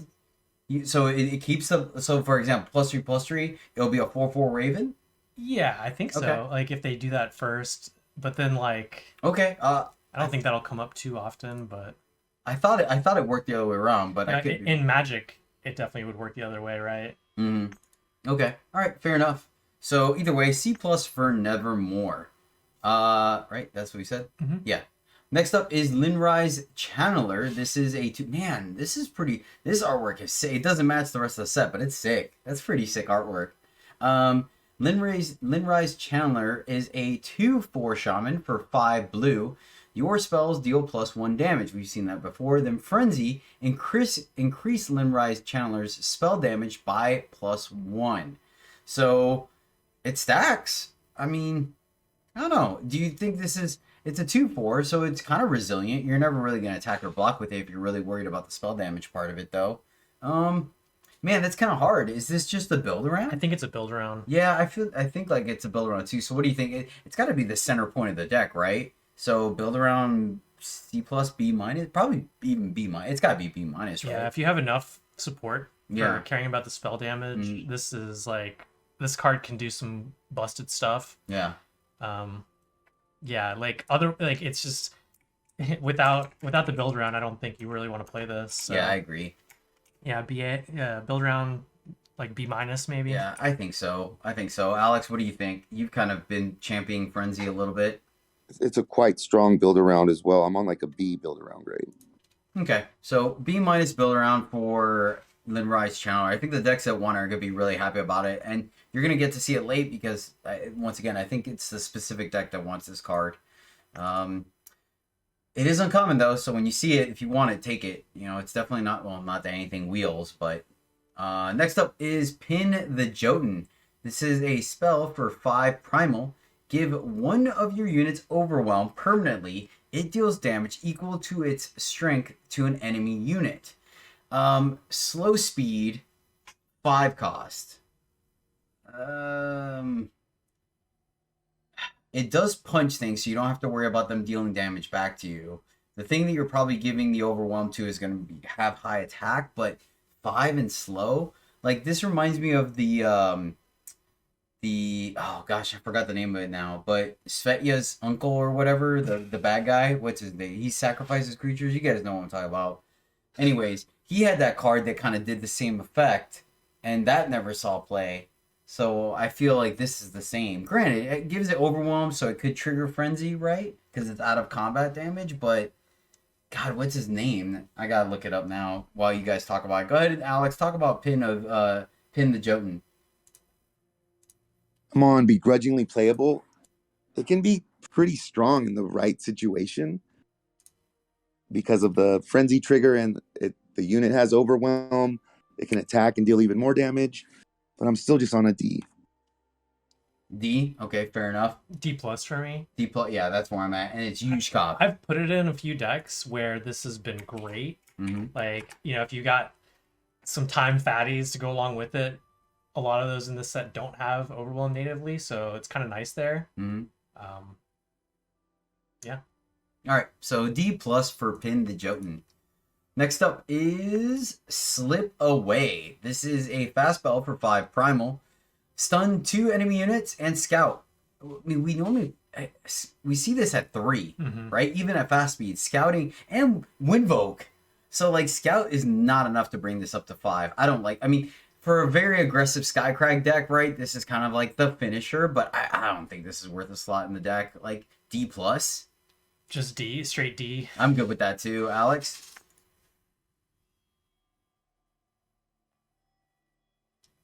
I think you're muted, buddy. Or did you not hear us? Did we break up again? My bad. I said if you have a flash flood, this goes up for me a little bit, but it's still like a D. Yeah. All right. So D for Slip Away. I think that's fair. All right. I think we have one more card. Yes, one more card. Next up and last is Ice Glider. Oh, this thing looks pretty sweet and premium. It's a 2/2 elemental for 6 blue. Flying Aegis, and then summon, deal Ice Glider's strength in damage to an enemy. So it can go anywhere. Alex, what do you think about Ice Glider? So if you have something that buffs the flyers, like the 1/3, it's a little bit better because I like doing 3 damage to something. At just 2, it's not really that good as a frenzy trigger or whatever. I'm on like a C minus. Okay, yeah, I could get behind that. What do you think? Straight D for me. Okay. I mean, it has some application. I think the fact that it can potentially kill something, it has Aegis, it's a flyer. I'm gonna go with C minus right now. I think it's gonna be a role player in the decks. And you know, obviously, you want to modify it in your hand. Bouncing it just feels pretty bad because it does cost 6. So, yeah, I'm gonna go. I'll go with C minus with Alex on this one. All right, that's Primal. I think it's solid, man. I think it's stronger than it's been in a long time. I like it. Yeah, like so far, I'm really liking Elysian specifically because time is OP. Primal's pretty solid. Yeah, I like that. Alex, they work well together. Yeah, Primal has the other unit that you want for your unleash purposes, so it's like the second best color, I think, to time. Yeah, definitely. All right, going into our final color is Shadow, and we start off with Cabal Associate. This is a 1/2 rogue for 1 Shadow. Frenzy becomes a 2/2, and then a 2/3 or 3/2, +1 strength. I mean, it's a 1-drop that upgrades, but not by much. Like it kind of reminds me of the not frenzied, whatever, but the cultist, the mob cultist or whatever, the X1 or X2 that gets bigger with your. That card was always That was like a C. Yeah, so I C minus. C minus for this one, I think. Yep. Alex, you good with that? Anything to add? Yeah, I don't really like it. D plus. All right. Fair. So D plus. I'm good with that. I'm cool with that. D plus. What did we give? Oh wait. Yeah, we're good. Never mind. I always on the wrong place on the spreadsheet. Also, if you guys want to see the written version of this, check out shiftstoned.com, where they have all the ratings listed and the comments from us as well. Next up, Pick Clean is a fastball for 1 Shadow. Each card in the enemy void gets void bound. F. Yep. Alex, F, right? Yeah, I don't even want to comment. Excellent. Good job. Through the Unknown. This is the first Radiant we've seen in the whole set, I think, right? I think so. And it's not even a Radiant card. Well, maybe. Let's see. It's more of a Wisp. Man, that's a vicious looking Wisp, too. Jesus. Things escalated very quickly in this. It's a spell for 1 Shadow. Draw a unit from your void. If it's Shadow, deal 1 damage to enemy player. I mean, I guess it's another variant of, what is it? The Fatal Tribute. Oh, gosh darn it. The card that we've always played. The 1 Shadow card, get the card back, get +1/+1. Yeah, that Dark Ritual? Dark Retribution? Why are you laughing at me? Dark Return? Dark Return, thank you. I said every R word except that one. cards.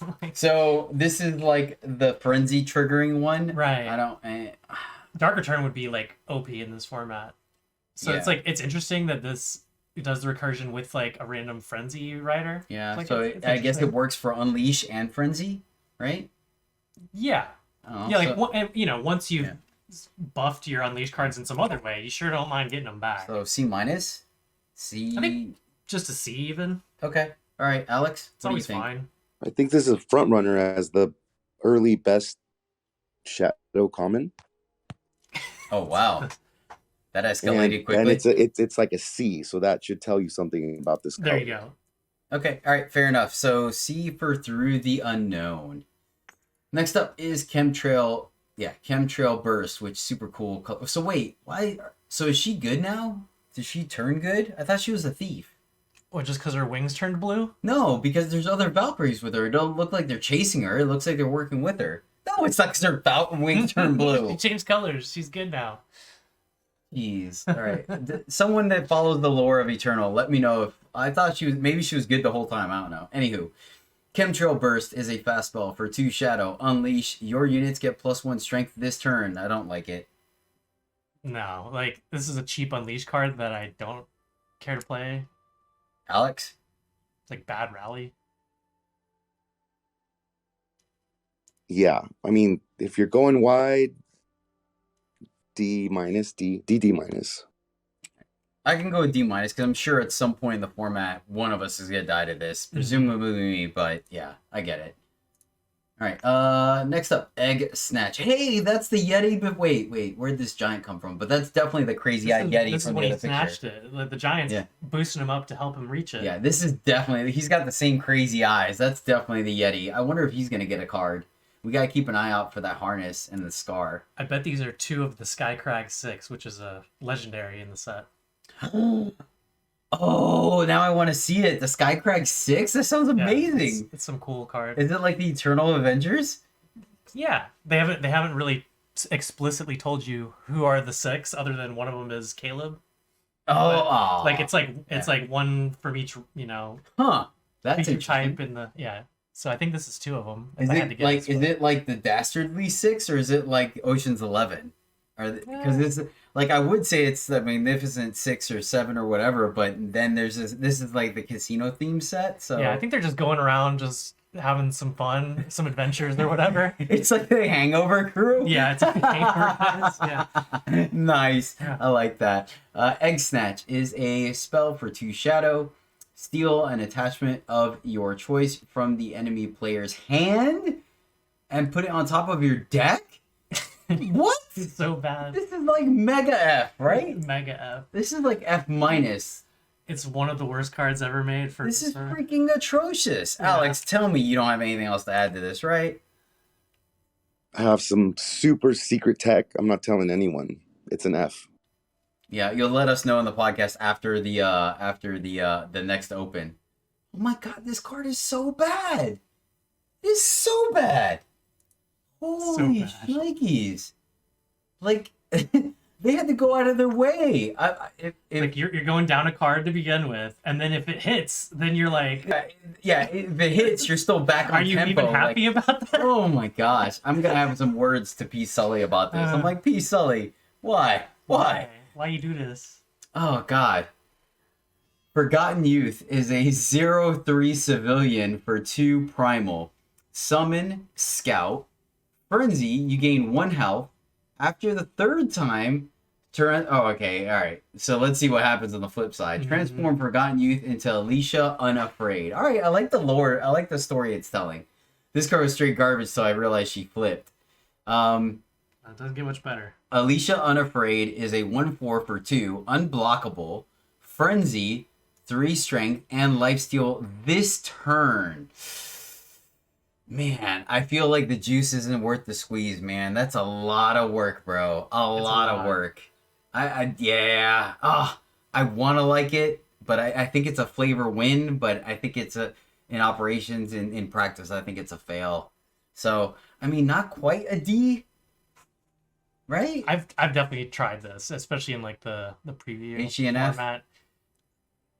It's really close. I like D is like, you know, yeah, a little generous sometimes, but I'd probably say it's a D, whatever. All right, Alex. I mean, you could slap like double damage on her or something. Like the issue is like even build around, it's just so slow. Yeah, and like a lot of the better triggers are mistimed. Yeah, like they'll happen like at the end of the opponent's turn. It's like for your other frenzy triggers, maybe that's okay, but these ones that need you to trigger frenzy like pre-combat or whatever, so awkward. Yeah, fair enough. I can believe that. So she's like D minus. What do you think, Alex? I mean, she used like half of your frenzy. You just went muted for something. Something changed. You just muted like mid-sentence, but why do I not hear you now? Is that us? Maybe it is us. Hello, can you hear me? There you go. Yeah, we got you. Okay. Yeah, because you still lighten up. Yeah. Weird. Sorry. Yeah, it's probably on our end. It's fine. Oh, what were you gonna say? I'm sorry. I was just saying that you already used half of your frenzy triggers to get it to flip, and then you got to use more to get like the good payoff from this card. Yeah. So I'm at a D. And the worst thing too is that like I think the way it's worded, it has to be off of frenzy. It's not the +1 because I was thinking, well, maybe you could speed it up if you can gain some more life. But yeah, that's just incidental life gain. Yeah, unfortunately, a D for Forgotten Youth. Great flavor though. Great flavor. Next up is Hidden Garrote. Oh, I like Garrote. I like them. Like strangling people with the barbed wires. Yeah, awesome. All right. And that's a cool unseen mask. Anyways, +3/+1 relic weapon for 2 double shadow. Unblockable. Nothing can have an Aegis. I like weapons that have unblockable because you have the choice of like taking out a unit if you need to, but if not, and you have a good defense, you could just start picking away at the opponent. I like this card. Yeah, it's not the, it can trade up, right? +3 for 2, it trades up. I like this card. I think it's probably, I don't know, C+. Yeah, C+ is exactly what I would give it. Yeah, I like it. I'm just like, if it was 1 shadow, yeah, but this makes you want to be shadow, which I don't. So I'm at a C. Fair enough. Fair enough. I like it. Man, Alex, you're coming through with these texts, man. I'm going to start giving, you might have to be the host of these set review shows, man, because you really got the one-liners, bro. I'm digging it. I know, I'm like, it's not so much for analysis, but yeah, especially when I'm tired. What are you talking about? You woke up just before the show. How are you tired? But he could have slept more. I'm always tired. Tired of these chumps in the draft queues. That's what you are. All right. Next up is Hour of Makar. This is the Shadow 1 for 2 and a shadow. You get a relic, summon, draw a shadow sigil from your deck. Pay 6, sacrifice Hour of Makar to give a unit +3 and taunt this turn. So this one's worse than the Justice one, right? Because the Justice one was taunt, but +3/+3. I think it's about the same. All right, fair. I don't know, whatever. So what do we give? A C+? C? No, C, right? I think just a C. Yeah. Alex, you go with the C on Hour? Or is it a C- because of the shadow? Like, I mean, like C, but I was gonna say something like that, but yeah. See, I maybe C plus, except it's shadow, so C. Yes, and Dizzo returns. Or wait, Dizzo? Yeah, right. Zito. That's what it is. There you go. Zito is in Shrivel, which probably you wouldn't have been able to ever see the Zito on this card. No, I could see it. Shrivel is a fast spell for 2 shadow. Give a unit -4/-4 this turn. I like this card. I like it. I think it's very efficient. It's the -4/-4 isn't going to kill everything, but the fact that it's fast speed, you can combo it with something in combat, save your guy, kill their guy. I like it. Double shadow, still probably B-, right? Efficient removal. It's going to trade up. Yeah, like color preferences notwithstanding. Is it a C+ because B-, of shadow? Maybe, but like just as a card without ignoring the format, yeah, I think C- or B- is fair. Like it'd be a B except for the double shadow. Alex, this can pull you into shadow. B-. All right, B- for Shrivel. Next up is Thirsty Bat. This is a 1/1 bat for 2 shadow, flying, frenzy, +1 strength, and lifesteal this turn. Womp womp. I don't like this card. I think it's just, C or C-, probably C-, right? Man, I didn't like this card. Some opponent just absolutely destroyed me with these stupid bats last night. So I think there's. Was that a corner case though, or was that legit? I mean, it seemed maybe they drafted everyone they saw, kind of thing, because they just like played like 3 of them and just wrecked me. But like, I think this just gets reverse wrecked by, Insect Swarm, which sadly I couldn't find one for my deck or whatever. So like, I think this one has some support. It makes it not embarrassing, but without that, it's definitely embarrassing. All right, so Alex, where are you putting it at? I'm at a D for this card. All right, so C- then. And me in the middle. I think D+ is fair. Oh, all right. Yeah, After all that talking, you give it a D+? I still am skeptical, despite having seen it pop off. Fine, fair enough. I'm shell shocked by Egg Snatch. That card is just so bad. Literally shell shocked. Hey. Next up, Bell Tower Shot. I have no idea. Ooh, is this the unseen from the Garrote? Where is it? No, never mind. She's wearing green. All right, never mind. I thought it was close because I saw the beak head. Anyways, Bell Tower Shot is a spell for 3 shadow. Kill an exhausted enemy unit, so execute straight up, well, -2 damage, which is weird because execute would be great in this format. Right. The enemy player discards a non-power card of your choice from their hand. Modality, they're both somewhat viable. Somewhat, right? You get to choose the card. Still probably just a C+. I'd even give it a B-.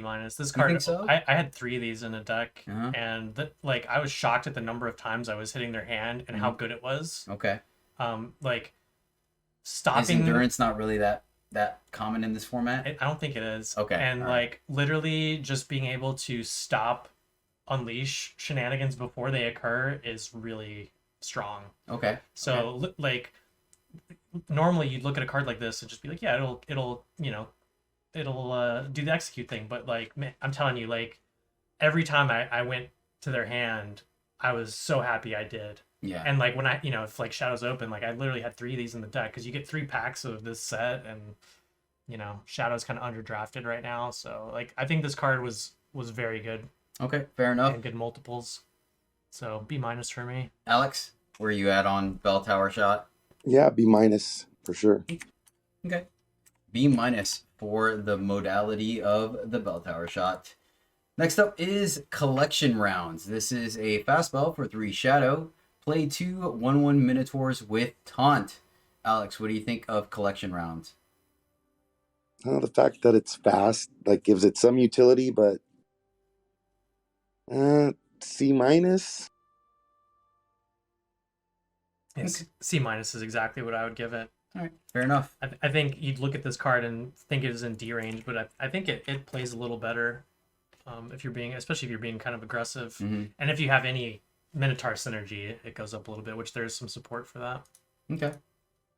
I haven't seen it on either side of the board yet, and yeah, I guess the taunt gives it a little bit of value on either side, right?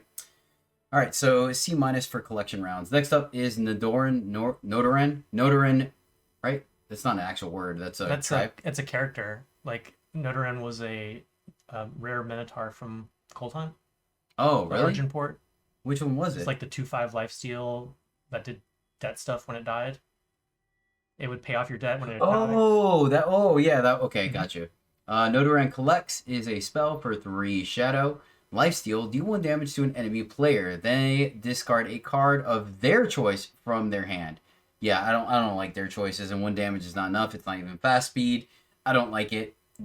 I mean, Frenzy, I guess, so yeah. D. Right, exactly. It's like a begrudging frenzy enabler. Yeah. Alex? Yeah, D minus.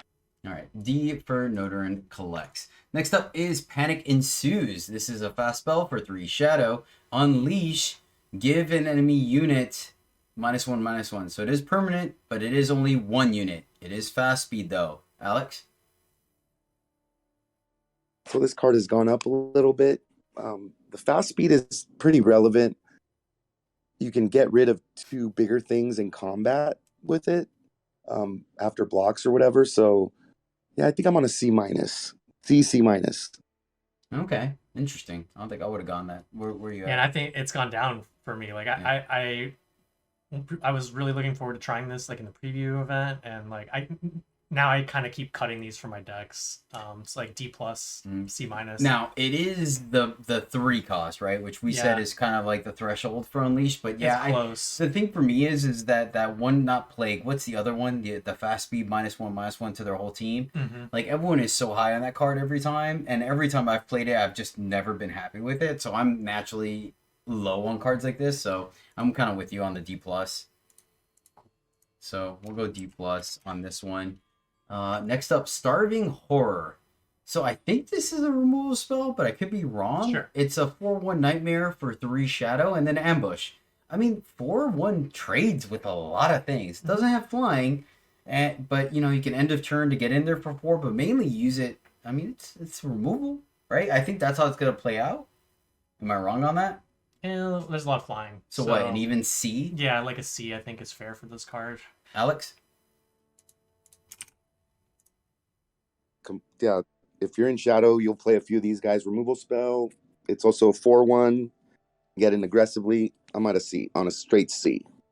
Gotcha. Yep, straight C for Starving Horror. Next up, Tensky's Mercenary. Have we met Tensky yet? Is that a hero? I don't think so. Okay. Tensky, I wonder if that's like an actual hero or if it's like a cult. It seems to be a tribe or a cult. Okay. Tensky Mercenary is a 1/1 rogue for 3 shadow, deadly, and taunt.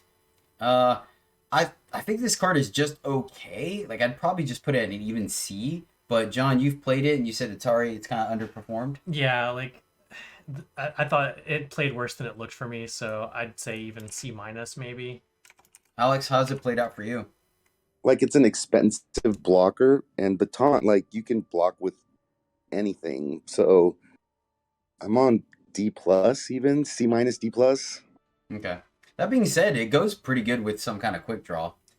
Yeah, I don't think like the sidearm is in the format. No, I don't think so either. But that'd be sweet, man. You just keep That'd be getting in there and they have to get. It's a must answer. No, threat. I in the preview I was able to play sidearm on some kind of taunt unit even without deadly, and it was just like if you went turn 2, Tinker, 2/2.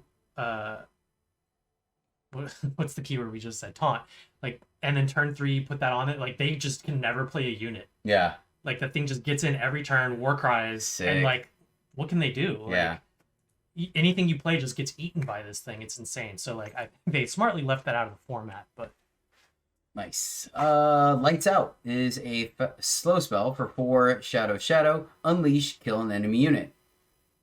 This is just B minus, right? It's slow speed, but it just straight up kills something for 4, which we're happy with. And then If you go to the late game with 8, which you're probably not going to, but it kills 2 things. So yeah, I think this card's just a solid B-. Yeah, B- for me. The double shadow is another.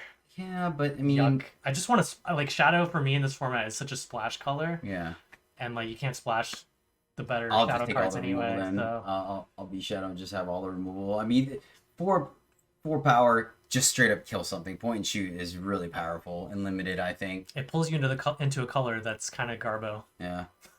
So Alex, where are you at? Yeah, B-. Okay, cool. Yeah. Minus. It's still just efficient removal regardless about the color, So, I mean, it's right. You guys are right. Those But... are first impressions too, Yeah. like whatever. All right, next up is Smooth Hustle. Anywho, they did horrible on the premium of this, though. Absolutely horrible. Yeah. What are the coins doing? Like that, whatever. Anyways, Smooth Hustle is a fast spell for 4 Shadow. Swap the health and strength of 2 of your units and scout. It's cheaper than the Feast, but it doesn't have Inscribe, and you can't target their units. I don't like it. Which is the whole point of Feast, basically. Yeah, I don't like this card. I mean, maybe it's playable, so D, but I'm kind of leaning towards F. Alex, what do you think? Don't get hustled into playing this card. This is an F. Yeah, like D- maybe. All right, we'll go F. It doesn't take much for me. Yeah, I don't. I'm probably gonna get blown out by this card once, but I don't like it. Let's see. I guess it's like the trick with taunt or something. I don't know. Whatever. Anyway. Yeah, giving some evasive unit Yeah. stats could be a thing, but Ooh, this must be a different artist. I have yet to see artwork like this in Eternal. This is pretty unique. It's kind of like the tandem Rakano card, with the ugly Minotaur. kinda. It doesn't look that way, but they're like oddball from the set. Anyway, Street Gang is a 4/2 civilian. Civilian? It's a street gang. All right, whatever. Civilian They're wearing mob. armor. They don't look like civilians. Yeah, that's weird classification there for sure. Civilian mob. It is for 4 Shadow. Unleash. So already not looking good for the home team here. Summon. The enemy player discards the top 3 cards of their deck and deal 2 damage to them for each spell discarded this way. Inconsequential mill. Like I don't like this card. 4/2 for 4 with no keywords. It's unleashed with 4. The weary set is the high end of bad. Yeah, no, I don't like this card at all. I don't even think it's begrudgingly playable. Maybe. It's like C-. Really? Yeah. Okay. Like it's just barely kind of on rate, but like it's not even consistent frenzy trigger. No, but it is like potentially a frenzy trigger. Like I think it's like okay. Like yeah, D+ C-. I'd give it a C-, but Alex, where are you at on it? Like, I wanted to like this card as a frenzy trigger, but I've played it, and I don't think I've triggered frenzy once or done any damage with it. Mm-hmm. Yeah, C-. All right, C- then. Of note, of course, it does say spell, so it won't trigger off of attachments or units. That's why you could potentially mill 3 cards and not get a hit. All right, so that is a C- for Street Gang. Where are we? Next up is Friendly Visit. There she is again. And in this picture, she looks like a dude. What the heck? And her mohawk got a lot sharper. Anyways, Friendly Visit is that doesn't look like a friendly visit to that dude. Is a spell for 5 Shadow. Kill each unit with 2 strength or less. Or you can steal and draw the top 2 cards of the enemy player's deck. Oh god, it's what was it? Ransack. Ransack. Oh jeez. It costs 5, and sometimes it can kill some stuff. I really have no idea what to rate this thing because I didn't like Ransack, and like the pseudo board wipe at 5 is a little I don't know. I'll defer to you guys. John? Yeah, I haven't actually played it. I drafted it once and cut it. So I had just better cards. Yeah. And like you'd think it'd be good against the Insect Menace, but sometimes they're bigger than 2. And then like sometimes it it can kill like your dudes too. Like I think in a certain deck I'd play it, but for the most part this is like D+ territory for me. John or Alex? Darn it, I had to do it at least once during the show. Couldn't get through the whole show without doing it. And he's sitting right in front of you. Yeah, D plus, I think. Okay. All right, D plus for the old friendly visit. Wonder who that guy is. Maybe that's Tensky. Maybe, you know what? I think it's a C minus, not a D plus. What'd you give it, John? That's a D plus, but All right, I'm giving it a D plus. So. Okay. All right, Round up. Midnight Goon. Ooh, I like this artwork. Midnight Goon is a 4/3 rogue with taunt for 5 shadow. I mean, we barely play the 4/3 bouncer for 4. Is taunt enough to make this guy relevant? I don't think so. I C minus. yeah, C minus probably. Very it's much like just filler. a little below rate. Yeah, it's Yeah. filler territory. Alex, you good with that? Indeed, if it was 4/3 taunt for 4, that would be kind of crazy. But That'd be as C is plus. begrudgingly playable. D plus. So D plus for Alex. Okay. All right, yeah. So C minus for Midnight Goon. Breath of Miviox. Miviox? Miviox? Miviox. That rolls off the tongue a little bit better. Breath of Miviox. Hey, that's that red smoke Yeah, we've been seeing everywhere. Yeah, and some of the other art, there's this weird red smoke. Yeah, That's so where it's coming from. Breath of Miviox is a spell that is 6 double shadow. Steal, ready, and give an enemy unit taunt this turn. I mean, it could be removal, and it could be a 2-for-1, but I feel like it needs the perfect storm. Mm-hmm. And most of the time, these kind of threaten effects are kind of the last card you play in the game. So, I don't know. I kind of don't like. I want to like it, but I don't think I do. I mean, I guess you could steal like their 1/1 or their 2/1 flyer, and I don't know. It's just so situational. And Yeah, it's so kind of expensive. like B plus. Yeah. Alex. I want to like this card because the biggest beef with like madness effects is that they don't block it ever. They just take it, so they get their unit back. This way has a chance of killing it, so Yeah, the taunt definitely makes it better for sure. So it goes up a little bit for me, but it's still like a D plus. All right, D plus for Breath of Miviox. Next up is Bust Out, which looks like anything but that in the picture. Sweet Jesus. Spell 6 shadow. Kill an enemy unit. It gets void bound. So a worse cut ties, and people are barely playing cut ties now, unfortunately, even though I like it. So this is C. That's generous, I think. Really, Alex, are you lower than a C on this? Yeah, if it was fast, it would be a lot better. I'm at like a D plus, even C minus. D plus for me. Wow. All right. Begrudgingly playable. Like, I mean, when you're literally just getting Insect Swarm, you don't want to pay 6 to kill one of their, like, 20 insects or whatever. You guys aren't kidding about Insect Swarm being the meta. Holy cow, have you guys Just like thinking matched about every it, I card get up to it? tilted. Yeah, holy cow. Like literally it's come up against every card, be like, well, Insect Swarm. Yeah. It's gonna be the story that so now at the Sunset Show, it's like describe the set in one sentence. Well, they Insect Swarm me. Yeah. All right, next up is Made Men. This is a rogue for 6 shadow. It's a 6/3 frenzy. Steal and draw the top card of the enemy player's deck. F. Like, just like this is gonna die, right? It's a 6/3 for 6. Everything can block and kill it. You're frenzying a random card, so you're getting probably their sigil that you or them don't need. I don't like this card. F for me. It's not an F. Oh my god, what? All right, go ahead and play this card. Sure. I have it in my currently drafted deck. I haven't gotten to play it yet. Yeah, oh, I can't wait to hear that story. All right, so what are you going to give it there, hero? D something? All right, whatever. Sure. Alex, what are you going to do with this card? Are you It's a not an made man? F. Yeah. Both of you guys. All right, It's whatever. a floppy big. Like, yeah, it's I not could even see- big. It's I It's could see 3 being- health. Everything kills it by turn 6. You're gonna get freaking. What the second Insect Swarm will kill this dude. You guys. What We are could John? I steal expected so their much insect more. Swarm. Yeah, sure. All right, buddy.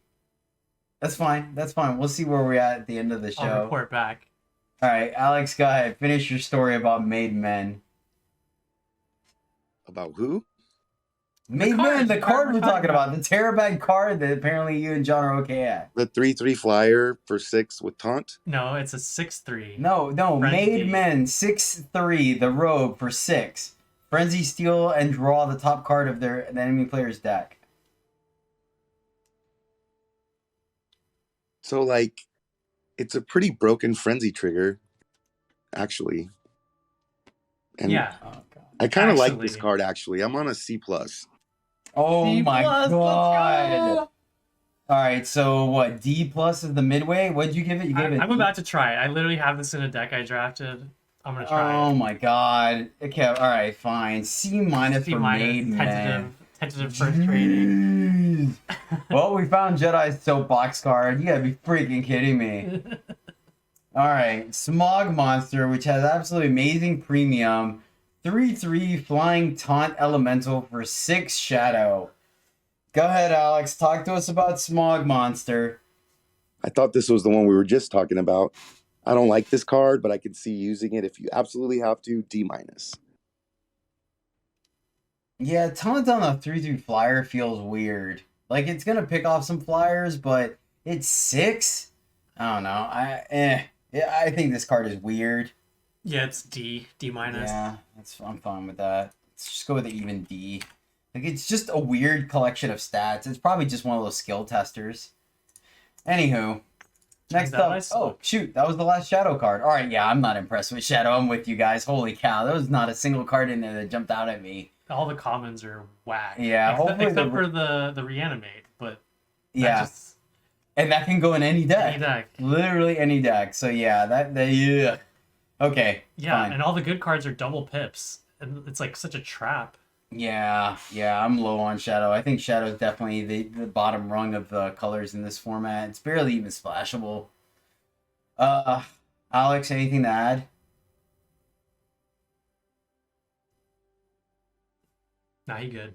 You Oh, yeah, I was good? muted. A lot of times, the cards you want to splash are double shadow. So it's like kind of counterintuitive for a splash. So it's definitely the worst color by far. All right, we're at the home stretch, starting off with our dual faction or combo cards, and then our factionless cards at the end of it. So right off the bat, let's start off with the tomes. We have the other cycle of tomes, which are Legion, Xenon, Skycrag, Rakano, and which is the last one we're missing, Argentport. Thank goodness. So they all give you the 2 influence of the respective factions, and they are depleted on your first 3 turns of the game. So if you play them on turns 1, 2, and 3, they come into play depleted regardless, and then anytime after that, 4+, they come in undepleted regardless of what's going on in the game. John, I don't feel like this is a very heavy faction like influence requirement or 3 or 4 color decks, so I don't know. These are probably like just a D+. Yeah, like fixing is great. However, you're scraping together playables and so far, like with the current, 3 packs of Unleashed, 1 Cold Hunt. Like we've gone through all the normal commons and stuff, and like there's just not a lot of playable units and stuff in there, right? Like it's a lot of chaff. So like to give up a real card for potentially a splash or like, you know what I mean? It's like, yeah, like I'm definitely lower on pick order just because you're scraping these decks together. Now if you get one of these late and there's nothing else in the pack, you're super happy to pick it up. Maybe you get a nice Winvoke in pack 3. Yeah. This can help you play it.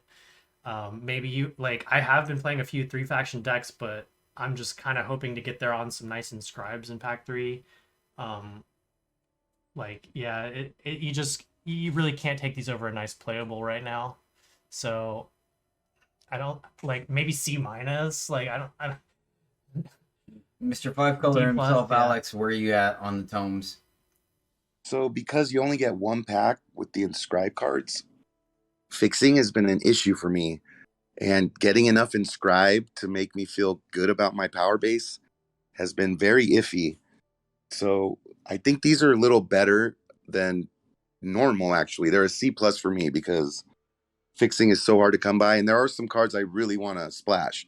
and I'm usually playing at least 3 color decks. So for me, the fixing is very important, and I'm at a C+ with these. Okay, so even C? even C for Okay. the tomes. Fair enough. All right, first up is Praxis Adept. This is a 1/1 mage for 1 Praxis. 1 Praxis Adept hits the enemy player, you get that much power this turn. F. Yeah, it's just an F, right? Hard to cast 1/1 that gives you 1 power. Yes, you can augment it, but you'd rather augment better things, in my opinion. Any unleashed card. Yep. Alex, what about you? Yeah, if it had evasion, maybe, but yeah, I don't want to play this card, F. All right. F for Praxis Adept. Next up is Rakano Adept. 4/4 Oni for 6 Rakano. When you play a spell or weapon directly on Rakano Adept, it gets taunt this turn. Still paying 6 for a 4/4 vanilla. Not really a big fan of this. It still combos well with weapons and tricks. Granted, you have to play the trick before you attack. So I don't know. D+, C-? Probably D+. Alex? Like, a lot of things already give it taunt. Like, so yeah, D+. I'd even say just a D, but D+ is okay. All right. I like the artwork, though. Artwork is pretty sick. All right. Next up is Skycrag Adept. This is a 3/3 Warrior Serpent for 5 Skycrag. Flying. Your spells deal +1 damage, and then summon, draw a spell that deals damage from your void. It gets void bound. I like this card a lot. I think it's a B-. I'd even go straight B for this one. I like it a lot. Like, the stats are fine. It's spell damage on a non-embarrassing unit. Yeah, and it with essentially evasion. draws you a card that you care about. Yeah, and like there's some cards that incidentally deal damage you can get back, such as that Shadow Dark Return, Mm-hmm. right? Yeah. Like, even if you're not, getting a frenzy trigger or anything, like it says it has a text deal damage, so you can get that back. So that's probably why they put the void bound text in there, because that right there is an infinite combo. right. All right, fair enough. Alex? I think I like this card a little bit more than you guys. I'm at a C. Wait, Wait, we said B. I said B. He said B-, and you like it more, but you're a C. I heard Confusion. D's. I heard No, D's. no, B's. B's, bro, B's. Well, I I love guess it. I'm a C+ then. Well, All right, well, then we're coming up to a B-. Okay. Next up, Stone Scar Adept is a 2/2 rogue for 2 Stone Scar. Overwhelm, Warcry, Frenzy, permanent +1/+1. I like it. I like it Me quite a too. bit. It feels like exactly what Stone Scar wants to be doing. Alex, what do you want to give it? I'm at a B- for this little dude that gets bigger. I like it. Me too. John? C+ for me. C+. So we're going B- again for the Adepts. Moving on to Combre Adept. This is a 2/1 Mystic for 3 Combre. +1 maximum power. Summon, draw a time or Justice Sigil from your deck. I like it. So I good. like it. Think it's great. Ramps you from 3 to 5 and make sure that you can hit your 5th or 4th power. I like this card a lot, and it's fixing. Yeah, solid. It's only Combre fixing, though. It can't get any color, sadly. But, I mean, you want to be Combre if you're playing on turn 3 and ramping, right? I see what you're saying. Like, you can't be, like, Elysian splashing for your justice, Like, right? the normal Acolyte at least can get you any sigil. Yeah, But fair. yeah, the fact that this ramps as well, Yeah, I like this card. it's still just B-. Yeah, I'm good with the B-. It's not busted late. With the right support cards, it can even be a B, but Mhm. just by itself or whatever. Alex, what do you give it? Yeah, it's in the colors I want to be in. Mm-hmm. I'm on a straight. I was gonna give it a B, but I can go down to B-. Sweet B- for the Adepts. So good. This is so good. Tome. Let me give that one a C.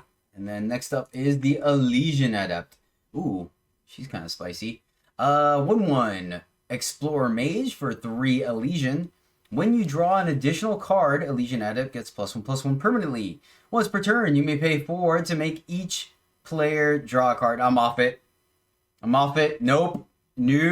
I am not. It's already a 1/1 for 3, right? And yes, there are a handful of cards in blue that let you draw additional cards, and it does combo with Frenzy, or gosh darn it, Unleashed. But I am not gonna pay 4 to let my opponent draw a freaking card. I didn't play the Aegis guy, the 2/2 Aegis for 3 that drew my opponent card. I'm not playing this one. John, prove me wrong because you got this look on your face. I mean, if you're in Elysian, hopefully you've got a good amount of Unleash. So I think it's like a 3-drop that gets bigger without much work. I'm cool with it. Like C+ for me, probably, if I'm in Elysian. Okay. Alex? No, I'm on a C+ as well. And if you're in that deck, it's quite better, I would say. B-, but C+, I'd say. All right, I'll give you guys your C+, but I'm off this card. People can yell at me on stream about it. I don't like it. Let's see. Xenon Adept. Man, this guy looks good. This is some sick artwork. Xenon Adept is a 0/5 cultist. Funny how all the other ones have multiple tribes, and this was just cultist. I guess it would be Explorer. That wouldn't work. Mystic would work. Yeah. Cultist and Mystic would work. What else does Shadow get? Rogue? No. I think that's it, right? Minotaur. Bully. He almost looks like he has horns. Yeah, true. Or Tusks. Tusks. I don't think we have hog people in Eternal yet, right? No, not yet. Not yet. No hog people. All right, fair enough. I want more owls personally, but that's fine. 0/5 cultist for 7 Xenon. 7 Xenon. 7 Xenon. Unblockable. +1 strength for each of your units. Including itself. It includes itself, yes, good call. And it is not a summon effect, so it does fluctuate mid combat, etc., etc. Summon. Draw a unit from your void and give it +1/+1. All right. Granted, there's a high chance you're not playing that unit this turn since you paid 7 for this guy, but it could easily get its money's worth, right? So fair enough. Where do you put this guy at, John? I like it. I probably just a B-. Like it does the thing. Like it buffs one of your Unleash cards, and if it's already buffed, it further buffs it. And like it's not complete trash at stabilizing with the 5 butt and some attack. So and it's unblockable, so it gets in there. Yeah. So it has once you've played it and it's sticks around, that can be your finisher too. Like B- for me. Yeah, you said it great. You hit the nail on the head. Alex? I love this guy. It's like one of the very few ways of getting a unit out of the graveyard or void that are available to us, actually. And it's like one of the most common Xenon cards I'd want to splash with my yellow. So I'm on a straight B for this guy. I love it. All right, fair enough. Straight B for the Xenon Adept. Like it. And luckily it's in Shadow where most people don't want to be in, so we have a chance of getting it.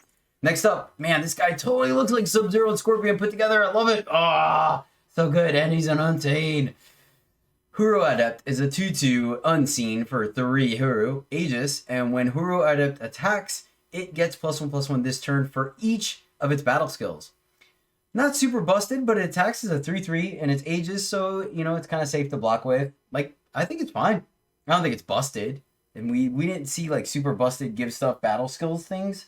So I don't know, I think it's probably just a C, right? Because it's 2 colors. Yeah, without supporting cards. Yeah, just a C I think is fair. Yeah. If you have some ways to buff it, like some what's that 1-drop cycle from Cold Hunt? Oh, so good with those cards. Yeah. Oh yeah. If you have some of those, you'd prioritize this. Or I mean, it's if you just have wings. Oh gosh, yeah, you can give this guy a lifesteal or flying. Ugh. Now flying with the blue guy it pairs very with well support. with that.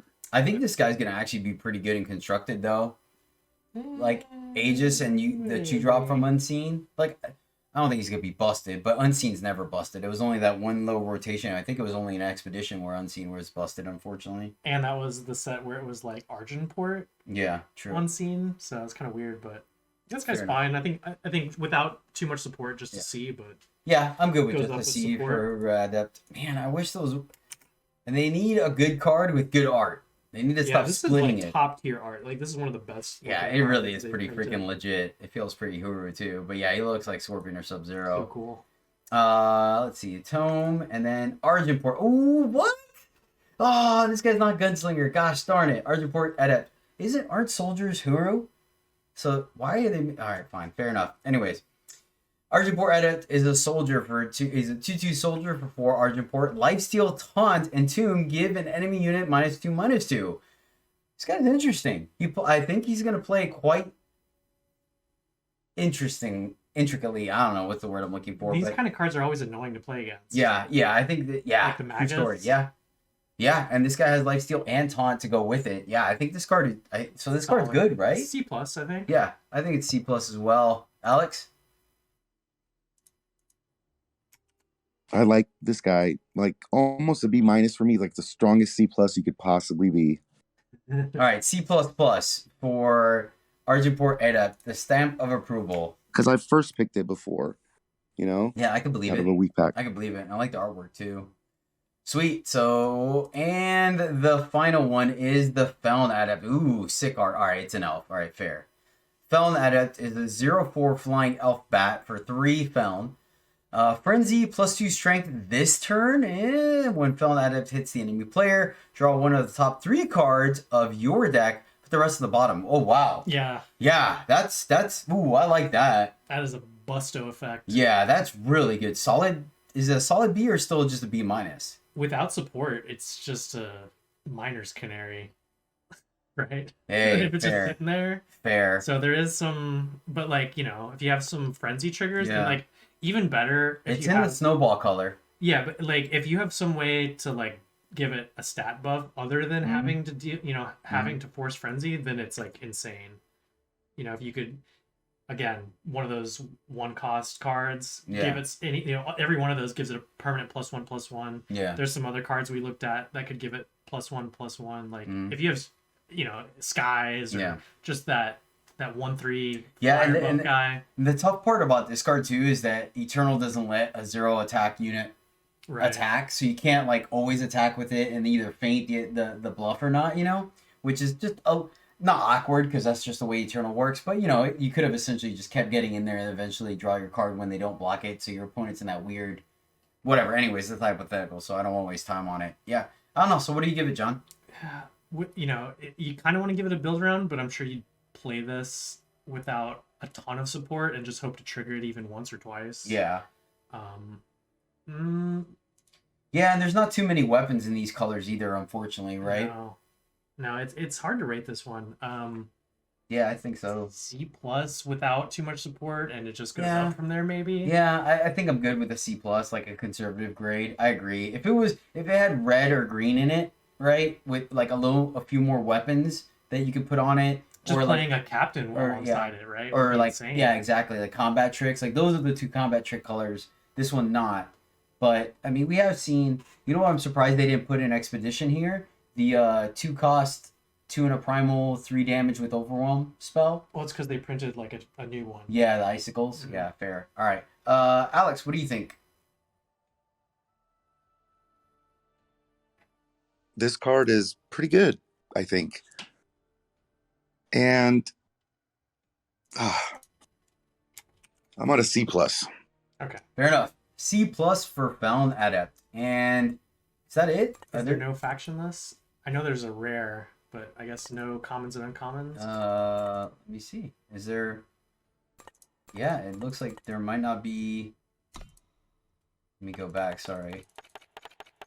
Let me double. That's weird. There's really no factionless card. Yeah, that's the one I'm thinking of. Yeah, it's a rare, and then this stupid one, collaboration. Yeah. So that's interesting. Rares. So. Yeah. So I guess they didn't. All right. Fair enough. So that's it. Yeah. There you go, guys. That is a set. Yeah. The faction. I think they did.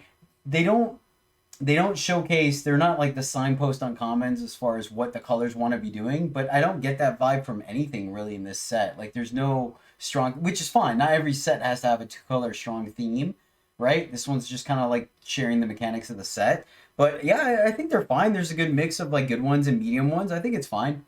I don't think any of them actively pull you into a color, right? I didn't feel like any of them were busto. Right? I know we just went through them, but I don't think so. Well, yeah, not even the Xenon one, because that one's a 7, so you can kind of splash that one. Like the Cobra one makes you go in the, like, you obviously want to be in that color. The Skycrag one kind of. Skycrag, yeah, all right, yeah. Skycrag, like one. Skycrag and Stone Scar are probably the 2 strongest of them, honestly. But that one's basically splashable as well. Yeah, fair enough. Yeah, either way, I think they did a good job on them. I like them. But yeah, man, that's the set. So the fact that we're probably creeping up on 4 hours, I feel like let's go ahead and just end it here. Next one we'll do our rares and legendaries review, and then after that we'll do our first impressions. We'll probably have to rename it at that point because we'll be 2 weeks into the format, but fair enough. That will do it. Thank you guys so much for trucking along with us. Hope you enjoyed it. If there's anything we missed, please leave a comment down below and we will try to address it in the next podcast, as well as any interactions that we might miss, like that one weird one that I don't remember now what it was. But yeah, that will do it. Thank you guys so much for listening and tuning in. We appreciate you. Until next time, as always, happy gaming. Bye-bye. Good luck in your draft queues, everyone.